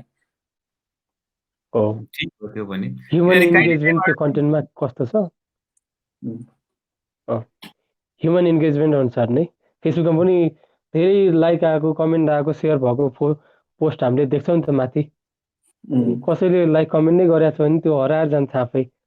त्यस्तै ह्यापन गुगलमा पनि कसैले क्लिकै गरेन भने त फर्स्ट पेजमा आउने कुरै भएन। त्यही हो। अनि गुगलको ऱ्याङ्किङको वान अफ द सिग्नल चाहिँ सोसियल मिडियाको सिग्नल पनि हो भनेको कुनै पनि कन्टेन्ट चाहिँ सोसियल मिडियामा धेरै नै पपुलर भइरहेछ, कुनै पिस अफ कन्टेन्ट होइन कुनै आर्टिकलहरू चाहिँ त्यो भइरहेछ भनेदेखि उसले सर्च इन्जिनमा पनि राम्रो ऱ्याङ्किङ पाउँछ है। यताबाट नि एउटा सिग्नल चाहिँ दिइरहेको। त्यो चाहिँ मैले भन्छु, मैले एउटा आर्टिकल लेखेको थिएँ, त्यो 2 महिनासम्म ऱ्याङ्कमा आएन के, फर्स्ट सर्च गर्दा भेटिएन। तर जब सोसियल मिडियामा सेयर गरेर इन्गेजमेन्ट राम्रो इन्गेजमेन्ट आयो, त्यसको पर्सिपल्ट चाहिँ सर्च इन्जिनमा पहिलो पेजमै देखियो। अनि गुगलमा सपोज निल पटेल यस्ता यिनीहरूको मैले हेरिरहेको हुन्थेँ क्या पहिला त्यो बेला। इट डजन्ट त्यति सोसियल मिडियाको केही रोल छैन सर्च इन्जिनमा भनेर चाहिँ त्यो पढिएको थियो। तर रियलमा के भयो भन्दा जब सोसियल मिडियामा राम्रो इन्गेजमेन्ट आयो त्यसपछि मात्रै सर्च इन्जिनमा पनि राम्रो आयो। त्यो हुँदा या रोल चाहिँ छ है, त्यही हुन्छ। अरू प्रश्न दिपेश? सञ्जयजीले I used to charge $15 for 24 hours shout out and $12 for 12 hours post in Instagram भन्नुभएको थियो। मेरो पनि इन्स्टाग्राम पेज छ है, यसमा चाहिँ म एन्सर गर्छु। भनेको यस्तो अहिले हाम्रो भनेको चाहिँ अब मेरो त्यसमा 165K प्लस फलोवर्स हुनुहुन्छ, तर त्योभन्दा बढी इम्पोर्टेन्ट चाहिँ मेरो लागि चाहिँ तपाईँहरू हो क्या अडियन्स। भनेको यसरी हामी इन्टरेक्ट गर्छौँ इन्स्टाग्राममा, म ऱ्यान्डम अरूको फोटो हालेर पोस्ट गरेर हुन्छु होइन, लाइक आउँछ कमेन्ट आउँछ, तर त्यो मोनेटाइजेसन चाहिँ म त्यसलाई मोनेटाइजेसन भन्दिनँ। बरु अब अहिले चाहिँ हाम्रो पर्सनल कनेक्सन, हामी बोलिरहेछौँ, गफ गरिरहेछौँ, इन्गेज गरिरहेछौँ, भ्यालु दिइरहेछौँ। अब यो 1200 अडियन्स चाहिँ मेरो लागि त्यो 165K बाहिरको अडियन्स भन्दा चाहिँ बढी इम्पोर्टेन्ट हो क्या। त्यही भएर जहिले पनि रिलेसनसिप इम्पोर्टेन्ट हो, साउट आउट बेच्नमा के बेच्नमा होइन। अनि एउटा इक्जाम्पल भनेको चाहिँ अब बसन्तजी हाम्रो ग्रुपमा आउनुभयो, आज नै हाम्रो ग्रुपमा 200+ मेम्बर्सहरू जोइन हुनुभयो क्या होइन। अब इन्फ्लुएन्सर मार्केटिङ भने चाहिँ यो हो क्या, रियल लाइफ एक्जाम्पल होइन। अरू बेलामा हाम्रो लाइफमा 20 जना हुनुहुन्थ्यो, आज हामीसँग 61-70सम्म पुग्यो होइन। यो हो क्या इन्फ्लुएन्सर मार्केटर भनेको चाहिँ। अब बसन्तजीले चाहिँ कन्टेन्ट राम्रो नदिएर चाहिँ ग्रुपमै मात्रै त्यतिकै चलाएर जोक पोस्ट गरेर अरूको कन्टेन्ट पोस्ट गरेर बस्नुभयो भए चाहिँ उहाँको त्यति इन्फ्लुएन्स हुँदैन थियो होला। हामीले यतिकै बसिरह भए हाम्रो ग्रुप पनि यसरी अब इम्प्रुभ हुने थियो होला, बसन्तजी नै हाम्रो ग्रुपमा आउनु हुँदैन थियो होला होइन। भनेको चाहिँ अब इन्फ्लुएन्सर मार्केटिङलाई त्यसरी लिउँ, तपाईँलाई धेरै अडियन्स पनि चाहिँदैन है, त्यसलाई चाहिँ त्यसरी लिएर जाउँ है। नेपाली स्टार्टअप डुब्नुको reason lack of good online marketing हो भन्नुहुन्छ। यो भनेको एउटा मात्रै टुल हो क्या अनलाइन मार्केटिङ भनेको चाहिँ। सायद कि तपाईँको प्रोडक्ट राम्रो थिएन, कम्पनीले दिने सर्भिस चाहिँ युजरलाई नचाहिएको सर्भिस पो थियो कि तपाईँको, कि it was too early for that service. धेरै छ है, मार्केटिङकै कारणले कम्पनी डुब्ने नै त सायद हुँदैन, तर त्यो चाहिएको स्केल अप चाहिँ नहुन सक्छ। यदि तपाईँको कन्टेन्ट राम्रो छ, तपाईँले राम्रो तरिकाले ब्रान्डिङ गरेर त्यो मासमा पुर्याउनु भयो भने चाहिँ बढी वाइडर एडप्सन पाउँछ तपाईँको सर्भिसले, धेरै कस्टमर बनाउन सक्नुहुन्छ। तर मार्केटिङ गरेन भने चाहिँ सायद कस्टमर छ भने चाहिँ डुब्दैन। म यही कुरा भन्नु चाहिँ हामीले अलि एक्जाजरेट गरे हुन्छ एक्ज्याक्टली। अब मार्केटिङ चाहिँ यहाँनिर होइन, जस्तो मार्केटिङले भनेको प्रमोसन गरेर स्केलिङमा हो। मार्केटिङ भनेको स्केलिङ टुल हो है। मार्केटिङले कुनै पनि बिजनेसलाई भनेको बिजनेसको कोर अफर के छ, त्यो चिज चाहिँ मान्छेहरूले मन पराइरहेको छन् कि छैनन्, त्यसले चाहिँ डिटरमाइन गर्छ। किनभने हामीले मार्केटिङ अनलाइनै मार्केटिङ नगरिकन सस्टेन भएको धेरैवटा बिजनेस देखेका छौँ, जसले अनलाइन मार्केटिङ गरेकै छैनन् होइन, मजाले चलिरहेको हुन्छन्। तर अब ठुल्ठुला कम्पनीहरूले मार्केटिङ नै गर्दैन। त्यो चाहिँ प्रोडक्ट र भ्यालु एक्ज्याक्टली हामीले कुरा गर्दाखेरि हामीले धेरै युज गर्छौँ भ्यालु भन्ने टर्म। उसले कम्युनिटीलाई अथवा उसको युजर बेसलाई दिएको भ्यालु कस्तो थियो त्यसमा चाहिँ भर पर्छ रिजन है। ल्याक अफ अनलाइन मार्केटिङ चाहिँ होइन, त्यसलाई भन्न मिल्दैन।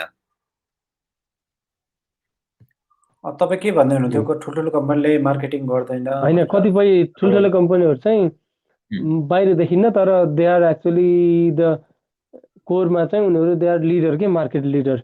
उनीहरूले मार्केटिङ गर्दैनन् त्यति हामीले देखिने गरी, किनकि maybe we are not there target customer, या उनीहरूलाई यो यसो खर्च गर्न छैन।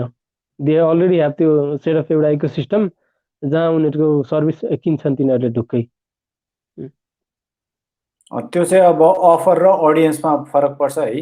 अब बिजनेस चलाउन चाहिँ फर्स्ट थिङ अफर इम्पोर्टेन्ट, त्यसपछि अब तपाईँको क्लोजिङ, रिलेसनसिप कसरी भ्यालु गर्नुहुन्छ, एक्सपिरियन्स कस्तो क्रिएट गर्नुहुन्छ। मार्केटिङ भने चाहिँ ट्राफिक सोर्स हो क्या। मार्केटिङ एउटा ट्राफिक सोर्स हो, त्यो बाहेक तपाईँले पर्सनल्ली गएर मान्छेलाई भेट्नुहुन्छ भनेको चाहिँ ल तपाईँ हाइड्रो पावरलाई के बेच्नुहुन्छ अरे होइन। अब नेपालमा हाइड्रो पावर कति छ? 100 वटा छ अरे। तपाईँले 100 वटा ओनर चिन्नुहुन्छ भने चाहिँ तपाईँले किन मार्केटिङ गर्नु परेन नि होइन। भनेको चाहिँ फर इक्जाम्पल त्यो पनि ट्राफिक सोर्स हो क्या। अब तपाईँलाई 100 जनालाई त पुऱ्याउनु छ भनेको ट्राफिक तपाईँले कहाँबाट लिएर आउने त भनेको। अब एक्सपोज गरिरहेको हामीले देखिरहेको हुन्छ, एक्सपोहरू भइरहेको हुन्छ होइन, अफलाइन इभेन्ट भइरहेको हुन्छ, त्यहाँबाट ट्राफिक आइरहेको हुन्छ। अनलाइन मार्केटिङ पनि एउटा हो, आइरहेको हुन्छ होइन। अब अरू न्युजहरूमा अब न्युज पेपर एड्स, अब बिलबोर्ड्सहरू, टिभीहरू हुन्छ होइन, त्यो सबै ट्राफिक सोर्स हो क्या यो मार्केटिङ पार्ट भनेको। अनि त्यसभन्दा यतापट्टि चाहिँ तपाईँको अफर र डेलिभरी छ। अफर इन्ट्रेस्टिङ हुनु पऱ्यो, डेलिभरी पर्फेक्ट हुनु पऱ्यो। त्यो भयो भने चाहिँ अब तपाईँले मार्केटिङ गरिदिनु भएन भने नि कतिपय केसेसमा चाहिँ तपाईँको कस्टमरले चाहिँ तपाईँको सर्भिस मन परेर चाहिँ तपाईँको कस्टमरले तपाईँको लागि मार्केटिङ गरिदिएर हुन्छ क्या। हुन्छ, त्यो चिजले पनि सस्टेन भइरहेको हुन्छ, रिफरल। त्यही नै हो अब त्यो। अनि तपाईँको आइडिया नयाँ छ भने चाहिँ कन्टेन्टमा चाहिँ एक्सटेन्सिभली जानुपर्छ है। स्टार्टअप्सहरू स्पेसली नयाँ कन्सेप्ट छ भने चाहिँ मान्छेलाई चाहिँ यो चिज मेरै लागि बनाएको रहेछ अनि यसको प्राइस चाहिँ वर्थ रहेछ भन्ने बुझाउनु छ भने चाहिँ चाहिन्छ कन्टेन्ट मार्केटिङ मस्ट हो। अनि सकेसम्म धेरै प्लेटफर्मबाट धेरैजना मान्छेलाई चाहिँ कन्स्ट्यान्टली पुगिरहनु पर्यो, जसले गर्दाखेरि चाहिँ तपाईँको ब्रान्ड बनोस् है।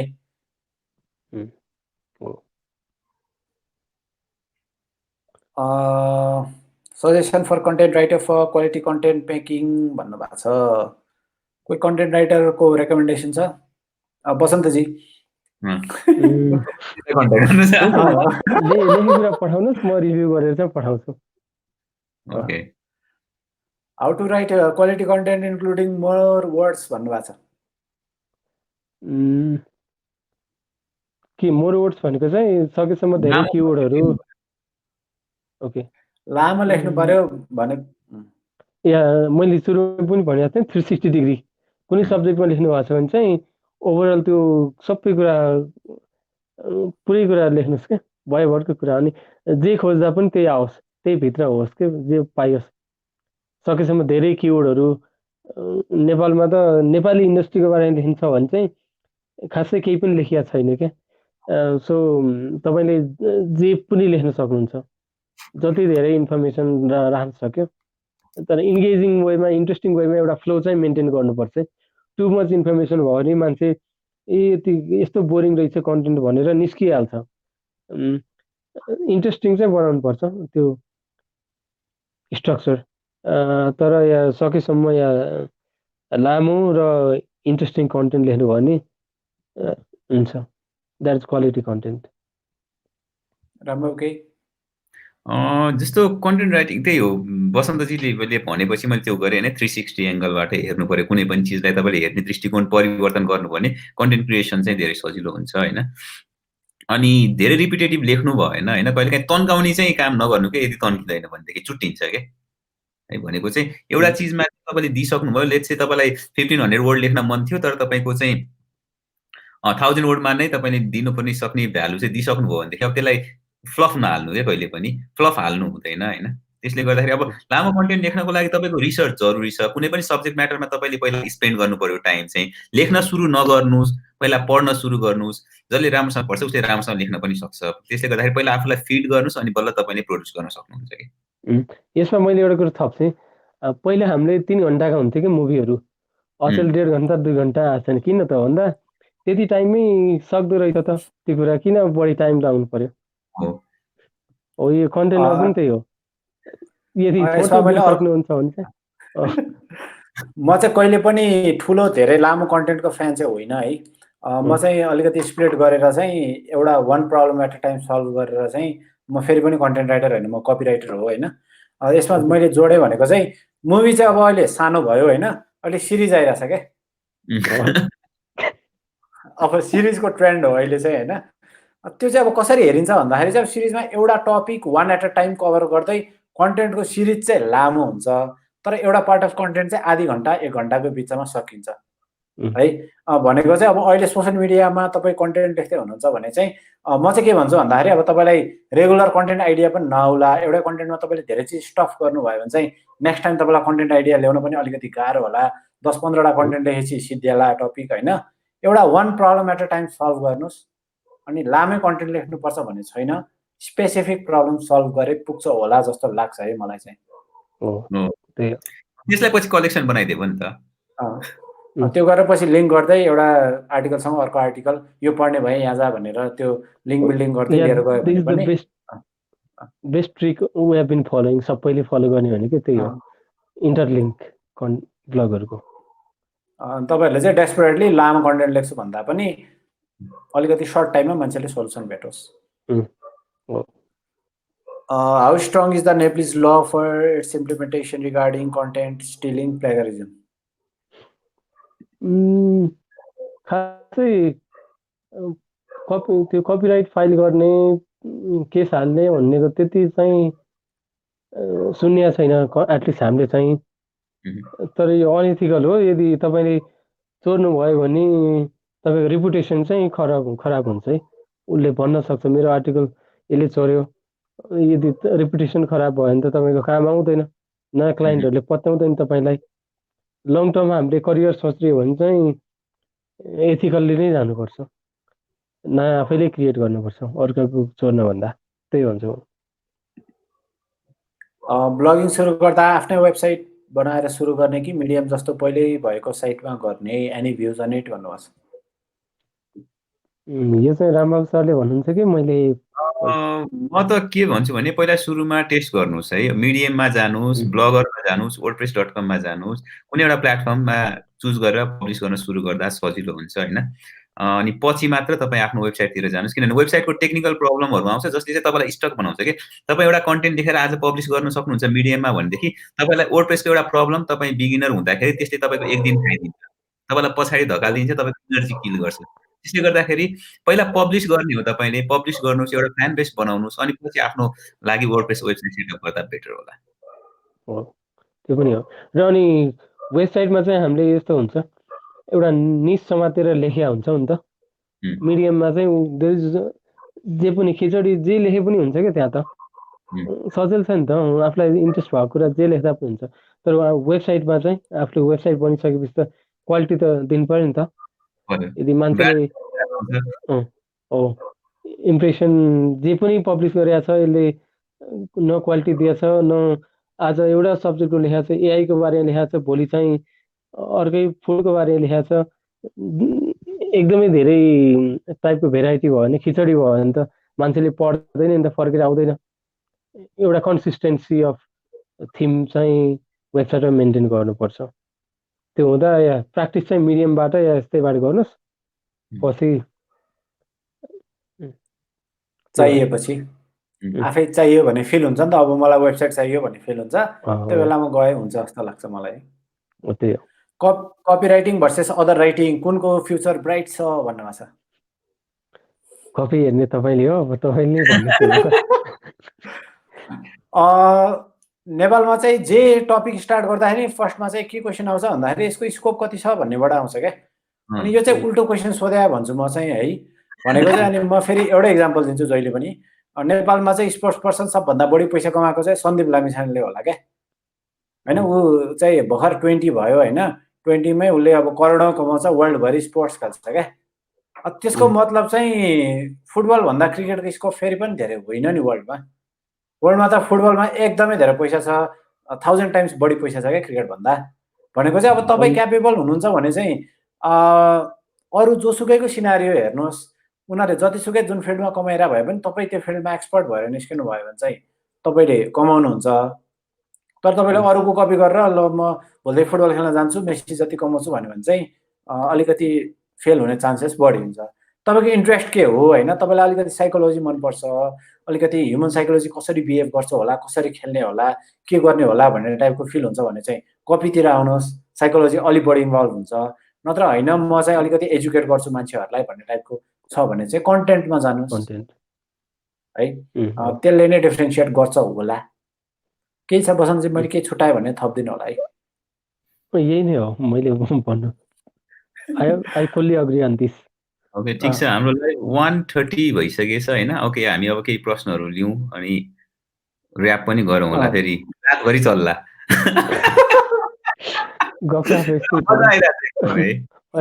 रमाइलो भइरहेछ। फेसबुकमा इन्स्ट्यान्ट आर्टिकलको बारेमा केही भनिदिनुहोस् न, what it is and it's features. Okay मैले प्र्याक्टिस चाहिँ गरेन यो। रामल सरलाई थाहा छ? किनकि हामी अझ जहाँ पनि डिस्करेज नै गरे हुन्छ कि धेरैले, किनकि भेरिफाई हुन पनि टाइम लाग्ने रे, अनि त्यसपछि पनिस पनि गर्छ अरे यदि तपाईँ केही नराम्रो गर्नुभयो, यदि त्यो कन्टेन्ट क्वालिटीको भएन भने, अनि रिटर्न पनि त्यो अनुसार हुँदैन भन्ने सोसियल मिडियामा चाहिँ देखिरहेको भएर चाहिँ मैले आई डोन्ट रिकमेन्ड है अहिले चाहिँ। एडसेन्स धेरै राम्रो छ भनेर भनिरहेको हुनुहुन्छ साथीहरूले इन्स्ट्यान्ट आर्टिकल भन्दा चाहिँ। हामीले चाहिँ यो पर्सनली युज नगरे भएर चाहिँ यो क्वेसन चाहिँ ग्रुपमा पोस्ट गर्नु होला। हामी बाहेक अरू 1200 जना अरू मान्छे पनि हुनुहुन्छ होइन, उहाँहरू कसैले ट्राई गर्नु भएको हुनसक्छ, उहाँहरूले चाहिँ तपाईँलाई बेस्ट यो कुरामा चाहिँ गाइड गरिदिन सक्नुहुन्छ होला। एउटा पोस्ट गर्नुहोस् न ग्रुपमा प्लिज। मैले 1 विक अगाडि एउटा आर्टिकल लेखेको थिएँ, म ग्रुपमा सेयर गर्छु भनेर रिभ्यू दिनु है, मेरो फर्स्ट आर्टिकल हो भन्नुभएको छ, गर्नु होला हामी हेर्छौँ। त्योभन्दा पहिला एकचोटि यसो गर्नु न, इनबक्समा पठाउनुहोस्, हामी 2-4वटा कुरा मिलाएर तपाईँले फिर्ता दिन्छौँ। त्यसपछि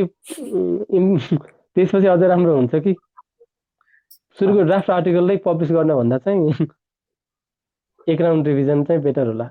ओके ठिक छ। कन्टेन्ट राइटिङमा इन्फोग्राफिक्सको use and trust factor between author and reader. राम्रो, त्यो त भ्यालु एड गर्ने काम हो। एकदमै मान्छेले सम्झिन्छ। Offer problem is the reason for failure, fix your offer, marketing आफै सल्भ हुन्छ भन्नुभएको छ। I completely agree with it है। अहिले नि मैले एउटा फेसबुक एड क्याम्पेन गरिरहेको छु, त्यसको अफर चेन्ज गर्नुपर्ने छ, कन्भर्ट भइरहेको छैन, त्यही नै हो। Either information plus entertainment infotainment फर्मेटमा कन्टेन्ट हुनुपर्छ, अर प्रब्लम सल्भिङ टाइपको फर्मेटमा लेख्नुहोस् भन्नुभएको छ है। उहाँ चाहिँ हाम्रो सिनियर इमेल मार्केटर हुनुहुन्छ हाम्रो ग्रुपमा, कसैले चिन्नु भएको छैन भने चाहिँ। अनि उहाँले चाहिँ मिलियन्स अफ डलर्स जेनेरेट गर्नुहुन्छ कपी राइटिङको थ्रुबाट, इमेल कपी राइटिङ स्पेसली। त्यही भएर चाहिँ उहाँलाई यसो फलो गर्नुभयो भने 2-4 कुरा सिकिन्छ है। Difference between copy writing and content writing हामीले अघि भन्यौ त हैन र, आइसक्यो है। कपी भनेको साइकोलोजीसँग खेल्ने, कन्टेन्ट भनेको चाहिँ एउटा सोलुसन दिने थ्रु कन्टेन्ट। कपी भनेको चाहिँ अब मान्छेलाई एक्सन लिनलाई चाहिँ के भन्ने मोटिभेट गर्ने टाइपको कन्टेन्ट हो क्या। भनेको सोसियल मिडियामा केही पढेर चाहिँ ल यो लिङ्क क्लिक गरेर किन है भन्ने टाइपको भन्ने छ, केही पर्स्यु गर्नुपर्ने छ, अब साइन अप गर्नुपर्ने छ। कपी भनेको चाहिँ क्याप्सन भयो या त्यो अगाडि देखिने थम्बनेल भयो, हैन इन्टेन्सन भनौँ न, गरेपछि भित्र हैन इन्टेन्सन भनौँ है। क्याप्सनै पनि अब कल टु एक्सन छैन तपाईको, अलिकति कुनै एउटा स्पेसिफिक डाइरेक्सनमा लाने खालको छैन भनेको चाहिँ न्युज पेपर न्युज आउँछ नि, न्युज पेपरमा लास्टमा कल टु एक्सन हुँदैन नि त, यो न्युज पढेर के गर्ने भन्ने चिज हुँदैन, अथवा न्युज पेपरले केही चिजलाई मोटिभ गर्ने हुँदैन क्या। न्युज पेपर चाहिँ इन्फर्मेसन हुन्छ, ठ्याक्कै हुन्छ, मान्छेले इन्फर्मेसन कन्ज्युम गरे सिद्धो, त्यसपछि वाट टेक्स्ट भन्ने थाहा हुँदैन है। भनेको ब्लगै पढियो भने पनि के हुन्छ भन्दाखेरि most of the time descriptive blog छ भने चाहिँ यो चिज यस्तो हो, बाइकमा यस्तो यस्तो छ, यो छ यो छ यो छ है। अनि त्यसपछि किन्ने भए यहाँ जानु भन्नु सफ्ट कल टु एक्सन हाले हुन्छ। तर कपी त्यही चिजमा लेख्ने हो भने चाहिँ अब के तँलाई बाइक चाहिएको छ, तँलाई अफिस जानुपर्ने होला, बाटोमा जाम होला, के होला, अब प्रब्लमबाट गिजोल्न सुरु हुन्छ क्या। त्यसपछि चाहिँ सिरिज अफ साइकोलोजी प्ले गरेर ट्रिगर गरेर ए यार मलाई त यो बाइक किन्नु पर्यो होइन, मलाई त यही बाइक चाहिएको रहेछ यार, मेरो लाइफमा मिसिङ चाहिँ यही एउटा बाइक रहेछ भन्ने बनाएर चाहिँ बेच्ने चिजलाई चाहिँ कपी चाहिँ त्यो भयो। अलिकति हार्ड हुन्छ कपी, अलिकति लेख्न पनि गाह्रो हुन्छ। त्यो भइहाल्यो। कसलाई पठाउने इनबक्समा भन्नुभएको छ, हामी तिनैजनालाई पठाउनु भयो भने 3टा पोइन्ट अफ भ्यू आउँछ। तपाईँलाई जुन पर्सनालिटी तपाईँको जुन सुट गर्छ है, अब बसन्तजीले लेख्दाखेरि बसन्तजीको पर्सनालिटी देखिन्छ कपीमा, मैले लेख्दा मेरो पर्सनालिटी देखिन्छ, रामबाबु लेख्दा रामबाबुको देखियो होला, किन भन्दा हाम्रो पोइन्ट अफ भ्यू डिफ्रेन्ट हुन्छ सबै चिजमा। त्यो गर्दाखेरि 3टा सजेसन लिनुहोस्, जसको मनपर्छ त्यही चुज गर्नुहोस्। मिलियन्स अफ वेज हुन्छ एउटै चिज गर्नलाई। आवास अधिकारीजीले भन्नुभएको छ instant article is good tool for monetization, revenue राम्रो आउँछ, एडसेन्स भन्दा राम्रो आउने नि चान्स छ। I will share details about this within few days भन्नुभएको छ। ग्रुपमा पोस्ट गर्नु होला, हामी पनि इन्ट्रेस्टेड हुन्छौँ पढ्नलाई, किन भन्दाखेरि हामीले पनि सिक्ने हो कोहीसँग है, सबैले सबै चिज जाने हुँदैन। अब हामी सबैजना सिक्ने हो, कम्युनिटी त्यही भएर भएको हो, यो ग्रुपै त्यही अनुसारको बनेको हो है। Will be very happy to learn from you. त्यति नै हो, कमेन्ट सिद्धियो, अब ऱ्यापअप गरौँ। हुन्छ, एकदमै इन्जोय गर्यो मैले चाहिँ आजको यो थाहै थिएन, मैले के बोल्छु जस्तो लागेको थियो कि आधा घन्टा यसो अलिअलि बोलौँ, इन्ट्रेक्सन गरौँ, त्यसपछि 15-20 मिनट क्वेसन एन्सर, त्यसपछि ऱ्यापअप, त्यो सोचेको थिएँ। मैले सोचेँ भन्दा डबल नै भइदियो लेन्थ चाहिँ, duration. I enjoy the lot. तपाईँहरूलाई चाहिँ एकदम थ्याङ्क यू है त बोलाउनु भएकोमा चाहिँ। अनि जसले हेरिरहनु भएको छ कस्तो लाग्यो लाइभ होइन, अब हामी चाहिँ बिस्तारै भनेको चाहिँ हाम्रो पोइन्ट अफ भ्यू ग्रुपमा सेयर भइरहेको हुन्छ। बसन्तजीहरू आउनुभयो भने चाहिँ एक्स्ट्रा एलिमेन्ट एड हुन्छ क्या। अब सधैँ हाम्रै पोइन्ट अफ भ्यू मात्रै सुनिरहँदा तपाईँहरूलाई अब सबैजनालाई फिट नहोला, अथवा डिफ्रेन्ट डाइमेन्सन्सबाट 360 डिग्री भ्युज भन्नुभयो नि बसन्तजीले, त्यही भने जस्तो क्या। अब हामीले हात्ती हेर्दाखेरि चाहिँ कान मात्रै हेरेर होला, त्यसरी एनालाइसिस गरेर होला होइन। बसन्तजीले अर्को साइडबाट पुच्छर हेरिरहनु भएको छ भने चाहिँ पुच्छर भन्ने पार्ट चाहिँ यस्तो हुन्छ है भन्यो भने चाहिँ बिस्तारै हामीले त्यो मर्ज गर्दै गर्दै अब हामीलाई क्लियर हुन्छ नि त। दुई चारवटा कुरा हामीले बसन्तजीबाट सिक्यौँ, दुई चारवटा चिज बसन्तजीले हामीबाट सिक्नुभयो होला। यही नै हो, कम्युनिटीको कामै यही हो है। कस्तो लाग्यो तपाईँहरूलाई फिडब्याक दिनु होला, त्यही नै भन्न चाहन्छु म चाहिँ। 50 जना साथीहरूले लाइभ हेरिरहनु भएको छ र धेरैजना साथीहरू आज हाम्रो बसन्तजीको अनाउन्समेन्टबाट यहाँ ग्रुपमा जोइन हुनु भएको डेफिनेटली होइन। त्यसको लागि बसन्तजीलाई थ्याङ्क यू भन्न चाहन्छु। र जतिजनाले लाइभ हेरिरहनु भएको छ, तपाईँलाई लाग्छ तपाईँ कोही साथीहरू छन् अनि उनीहरूले पनि यो ग्रुपमा आएर केही सिक्न सक्छन् भन्ने जस्तो लाग्छ भने प्लिज उहाँहरूलाई पनि तपाईँले ग्रुपमा इन्भाइट गरिदिन सक्नुहुन्छ। अनि लाइभ हामी मात्र आउनुपर्छ भन्ने छैन, तपाईँसँग पनि केही भ्यालुएबल इन्फर्मेसन छ भनेदेखि चाहिँ तपाईँ पनि लाइभ आउन सक्नुहुन्छ। तपाईँ लाइभ आउनुहोस्, तपाईँको कन्टेन्ट सेयर गर्नुहोस्। तपाईँ ओहो लाइभ त 1 घन्टा 40 मिनटको आउनुपर्ने रहेछ भनी लाग्न सक्ला आजको लाइभ हेरेर होइन, तर त्यो होइन। 5 मिनटको सर्ट लाइभ आउनुहोस् होइन, आफ्नो भ्यू सेयर गर्नुहोस्, जसले गर्दा तपाईँको क्यामेरा फेसिङ पनि इम्प्रुभ हुँदै जान्छ, तपाईँको कन्टेन्ट क्रिएसन इम्प्रुभ हुँदै जान्छ र आजभन्दा भोलि तपाईँको पनि कन्फिडेन्स बढ्दै जान्छ। र त्यसकै लागि हो हामीले ग्रुप फर्म गरेको पनि। र अब हामी ग्रुप बढ्दैछौँ, यिनीहरू तपाईँको पोटेन्सियल कस्टमर पनि हुन सक्नुहुन्छ कि। सो कोही एकदमै राम्रो कन्टेन्ट राइटर हुनुहुन्छ भनेदेखि कहिलेकाहीँ मलाई एउटा कन्टेन्ट लेख्नु पर्यो भनेदेखि मैले उहाँलाई डाइरेक्ट कन्ट्याक्ट गर्न पनि सक्छु नि त। त्यसले गर्दाखेरि चाहिँ आउनुहोस्, एक्टिभ हुनुहोस् होइन, नलेज सेयर गरौँ, जसले गर्दाखेरि चाहिँ सबैलाई विन विन हुन्छ। हाम्रो एउटा कम्युनिटी छ भनेपछि हामीलाई पोजिटिभ फिल हुन्छ। कुनै समस्या परिरहेको हुन्छ, हामी प्रोफेसनल लाइफमा छौँ, त्यो गर्दाखेरि चाहिँ एक्लै सोच्यौँ भनेदेखि चाहिँ हामीले समाधान भेट्दैन, तर ग्रुपमै पोस्ट गरिदिँदाखेरि धेरैजनाले हेल्प गरिरहेको हुन्छन्। त्यसले गर्दाखेरि पनि कम्युनिटीको महत्त्व छ। र आगामी दिनमा पनि हामी धेरैजना बसन्तजी जस्तै गरी अरू साथीहरूलाई पनि लिएर आउँदै जानेछौँ। अरू एक्सपर्टहरू हुनुहुन्छ डिजिटल मार्केटिङमा, डिफ्रेन्ट टपिक्सहरू कभर गर्दै जान्छौँ। किनभने एगेन तपाईँले ग्रुपको नाम हेर्नुभयो भने डिजिटल मार्केटिङ क्लब नेपाल भनेको छ, एसइओ क्लब नेपाल भनेको छैन, इमेल मार्केटिङ क्लब नेपाल भनेको होइन। त्यसले गर्दाखेरि फरक एलिमेन्टहरू हामी यहाँ कलेक्सन गर्दै जानेछौँ होइन। र तपाईँले कोही एक्सपर्ट चिन्नुहुन्छ भने उहाँहरूलाई पनि तपाईँले इन्भाइट गर्न सक्नुहुन्छ है। अरू केही थप्ने? यति नै हो। बसन्तजी केही मैले धन्यवाद भन्नुपर्छ। म खास मलाई पनि लागेको थिएन कि म लाइभमा बोल्न सक्छु भन्ने। बोले त अस्ति लास्ट टाइम सायद फर्स्ट टाइममै मैले 2 हप्ता जस्तो अगाडि चाहिँ एउटा वेबिनार हो फेसिलिटेट गरेको थिएँ मैले, 1.5 घन्टा 2 घन्टाको। म त्योभन्दा पहिला मैले यसरी अनलाइनबाट कसैलाई आफ्नो नलेज पढाएको थिइनँ। पहिलोचोटि यहाँ डरै लाग्छ, पहिलोचोटि आर्टिकल लेख्दा जस्तो डर हुन्छ, पहिलोचोटि यसरी लाइभ आउँदा डरै हुन्छ। तर खै म हाँसी नै एन्सर दिइरहेको छु। त्यो वेन यु स्टार्ट त्यसपछि यु विल इन्जोय, म त्यही भन्छु। ओके, त्यसै गर्दाखेरि र आजको हाम्रो टपिक थियो एगेन पनि कन्टेन्ट राइटिङको बारेमा थियो होइन। कन्टेन्ट राइटिङको हामीले तपाईँहरूलाई समराइज गर्नु पर्दाखेरि कन्टेन्ट राइटिङको धेरै अपर्च्युनिटी छ। बिजनेसहरूले कन्टेन्ट राइटिङमा अलि धेरै फोकस, कन्टेन्ट मार्केटिङमा धेरै फोकस भइरहेको छन्। त्यसले गर्दाखेरि सुरु गर्नुहोस् हैन। जति आउँछ ट्राई गर्नुहोस्। त्यो गर्दै गइसकेपछि तपाईँलाई काहीँ स्टक हुनुभयो, कहीँनिर प्रब्लम पर्यो भने ग्रुपमा पोस्ट गर्नुहोस् अथवा इनबक्स गर्नुहोस्। हामी तपाईँहरूको प्रब्लम सकेसम्म सल्भ गरिदिन प्रयास गर्छौँ। अनि इनबक्स गर्दा तपाईँहरूलाई विशेष गरी एउटा रिक्वेस्ट गर्न चाहन्छु, सबैजनाले इन्स्ट्यान्टली रिप्लाई दिँदैनन् फर्स्ट टाइम क्रस परे जस्तो हैन। सबैजना आफ्नो काम गरेर बसिरहेको हुन्छ। त्यसले गर्दाखेरि अलिकति पेशेन्स भन्ने चिज चाहिँ राख्नु होला। किनभने कहिलेकाहीँ म पनि कुन काममा व्यस्त भइरहेको हुन्छु, तपाईँहरूको रेस्पोन्स गर्न सक्दिनँ। कहिले दिपेशीले सक्नुहुन्न। बसन्तजी त डिजिटल डिटक्सतिरको कुरा गरिरहनु भएको छ अहिले हैन। त्यसले गर्दाखेरि चाहिँ तर पनि 24 तपाईँले घण्टा मेन्सन गर्नुहोस्। हामी तपाईँलाई सक्दो हेल्प गर्नेछौँ।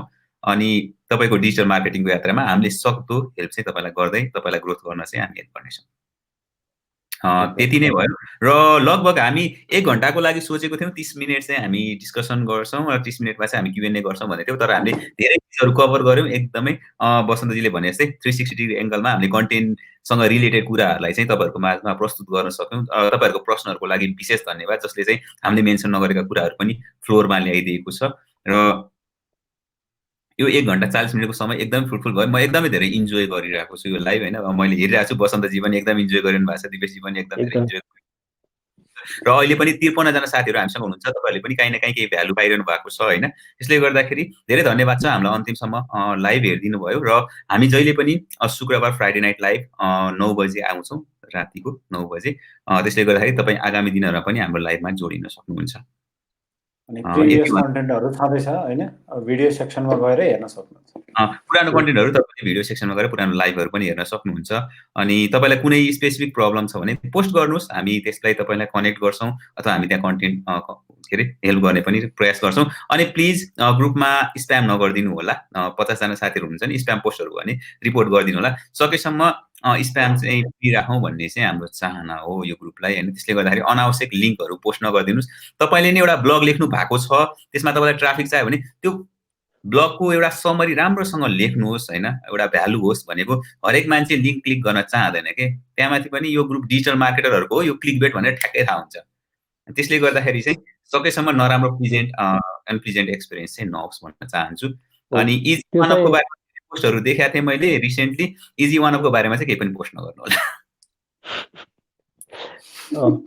र मैले अर्को भन्न खोजेको, तपाईले ग्रुपमा चाहिँ अरूले त्यो पोस्ट गर्दा चाहिँ राम्रो लाग्दैन भने चाहिँ आफूले तपाईले पोस्ट गर्दा पनि अरूले कति मार्केटिङ गर्न सक्यो आफ्नो कम्पनीको बारेमा, कति स्प्याम गर्छ भन्ने तपाईलाई फिल हुन्छ अरूले गर्दा भने, तपाईले गर्दा पनि अरूलाई त्यस्तै फिल हुन्छ। सो क्वालिटी दियो भने अरूलाई हेल्पफुल हुने कन्टेन्ट पोस्टहरु लेख्नु हो भने चाहिँ अरूले पनि मन पराउँछ। त्यही भन्छु म। ओके, अनि फेरि पनि कसैलाई सेल्सको बारेमा सिक्न मन छ धेरै भनेदेखि चाहिँ हामीले योभन्दा अगाडि चाहिँ दिपेशजीले सेल्स डोमिनेसनको एउटा सिरिज गर्नुभएको छ, त्यो जोइन गर्न सक्नुहुन्छ हैन। अनि त्यसपछि कसैले एसइओ सिक्न मन छ भनेदेखि चाहिँ केही समय अगाडि मात्र मैले एसइओ मिनी सिरिज पनि सकाएँ। धेरैजना साथीहरूले पार्टिसिपेट हुनुभयो, राम्रोसँग सिक्नुभयो, त्यसमध्ये धेरैजनाले कम्प्लिट गरिसक्नु भएको छ। त्यो पनि जोइन गर्न सक्नुहुन्छ। फ्रेसरहरुको लागि विशेष गरी हैन, एसइओ सिक्न चाहनुहुन्छ अथवा सेल्सको बारेमा केही जानकारी जान्न चाहनुहुन्छ भने बिजनेस ओनर फ्रेसरहरु सबैको लागि युजफुल छ। त्यसको लागि चाहनुहुन्छ भने प्लिज मेसेज गर्नु होला। धेरैजना साथीहरु आज जोइन भइरहनु भएको छ। त्यहाँ अनाउन्समेन्ट पोस्टमा पनि छ, हाम्रो ग्रुपमा पनि एसइओ मिनी सिरिजको लागि तपाईले जोइन गर्न चाहिँ सक्नुहुन्छ है। अनि त्यही नै हो। अब हामीसँग बोल्नको लागि शब्दहरु लगभग कम भइसकेका छन्। हामीले भएको ज्ञान तपाईहरुलाई बाँडिसक्यौं, हामीले जानेको र 1 घण्टा 43 मिनेट भइसकेछ। र यति भन्दै आजबाट चाहिँ आजको लाइभबाट चाहिँ हामी बिदा माग्छौं। म रामबाबु थापा, दिपेश सापकोटा अनि बसन्तजीको तर्फबाट धन्यवाद। शुभरात्रि।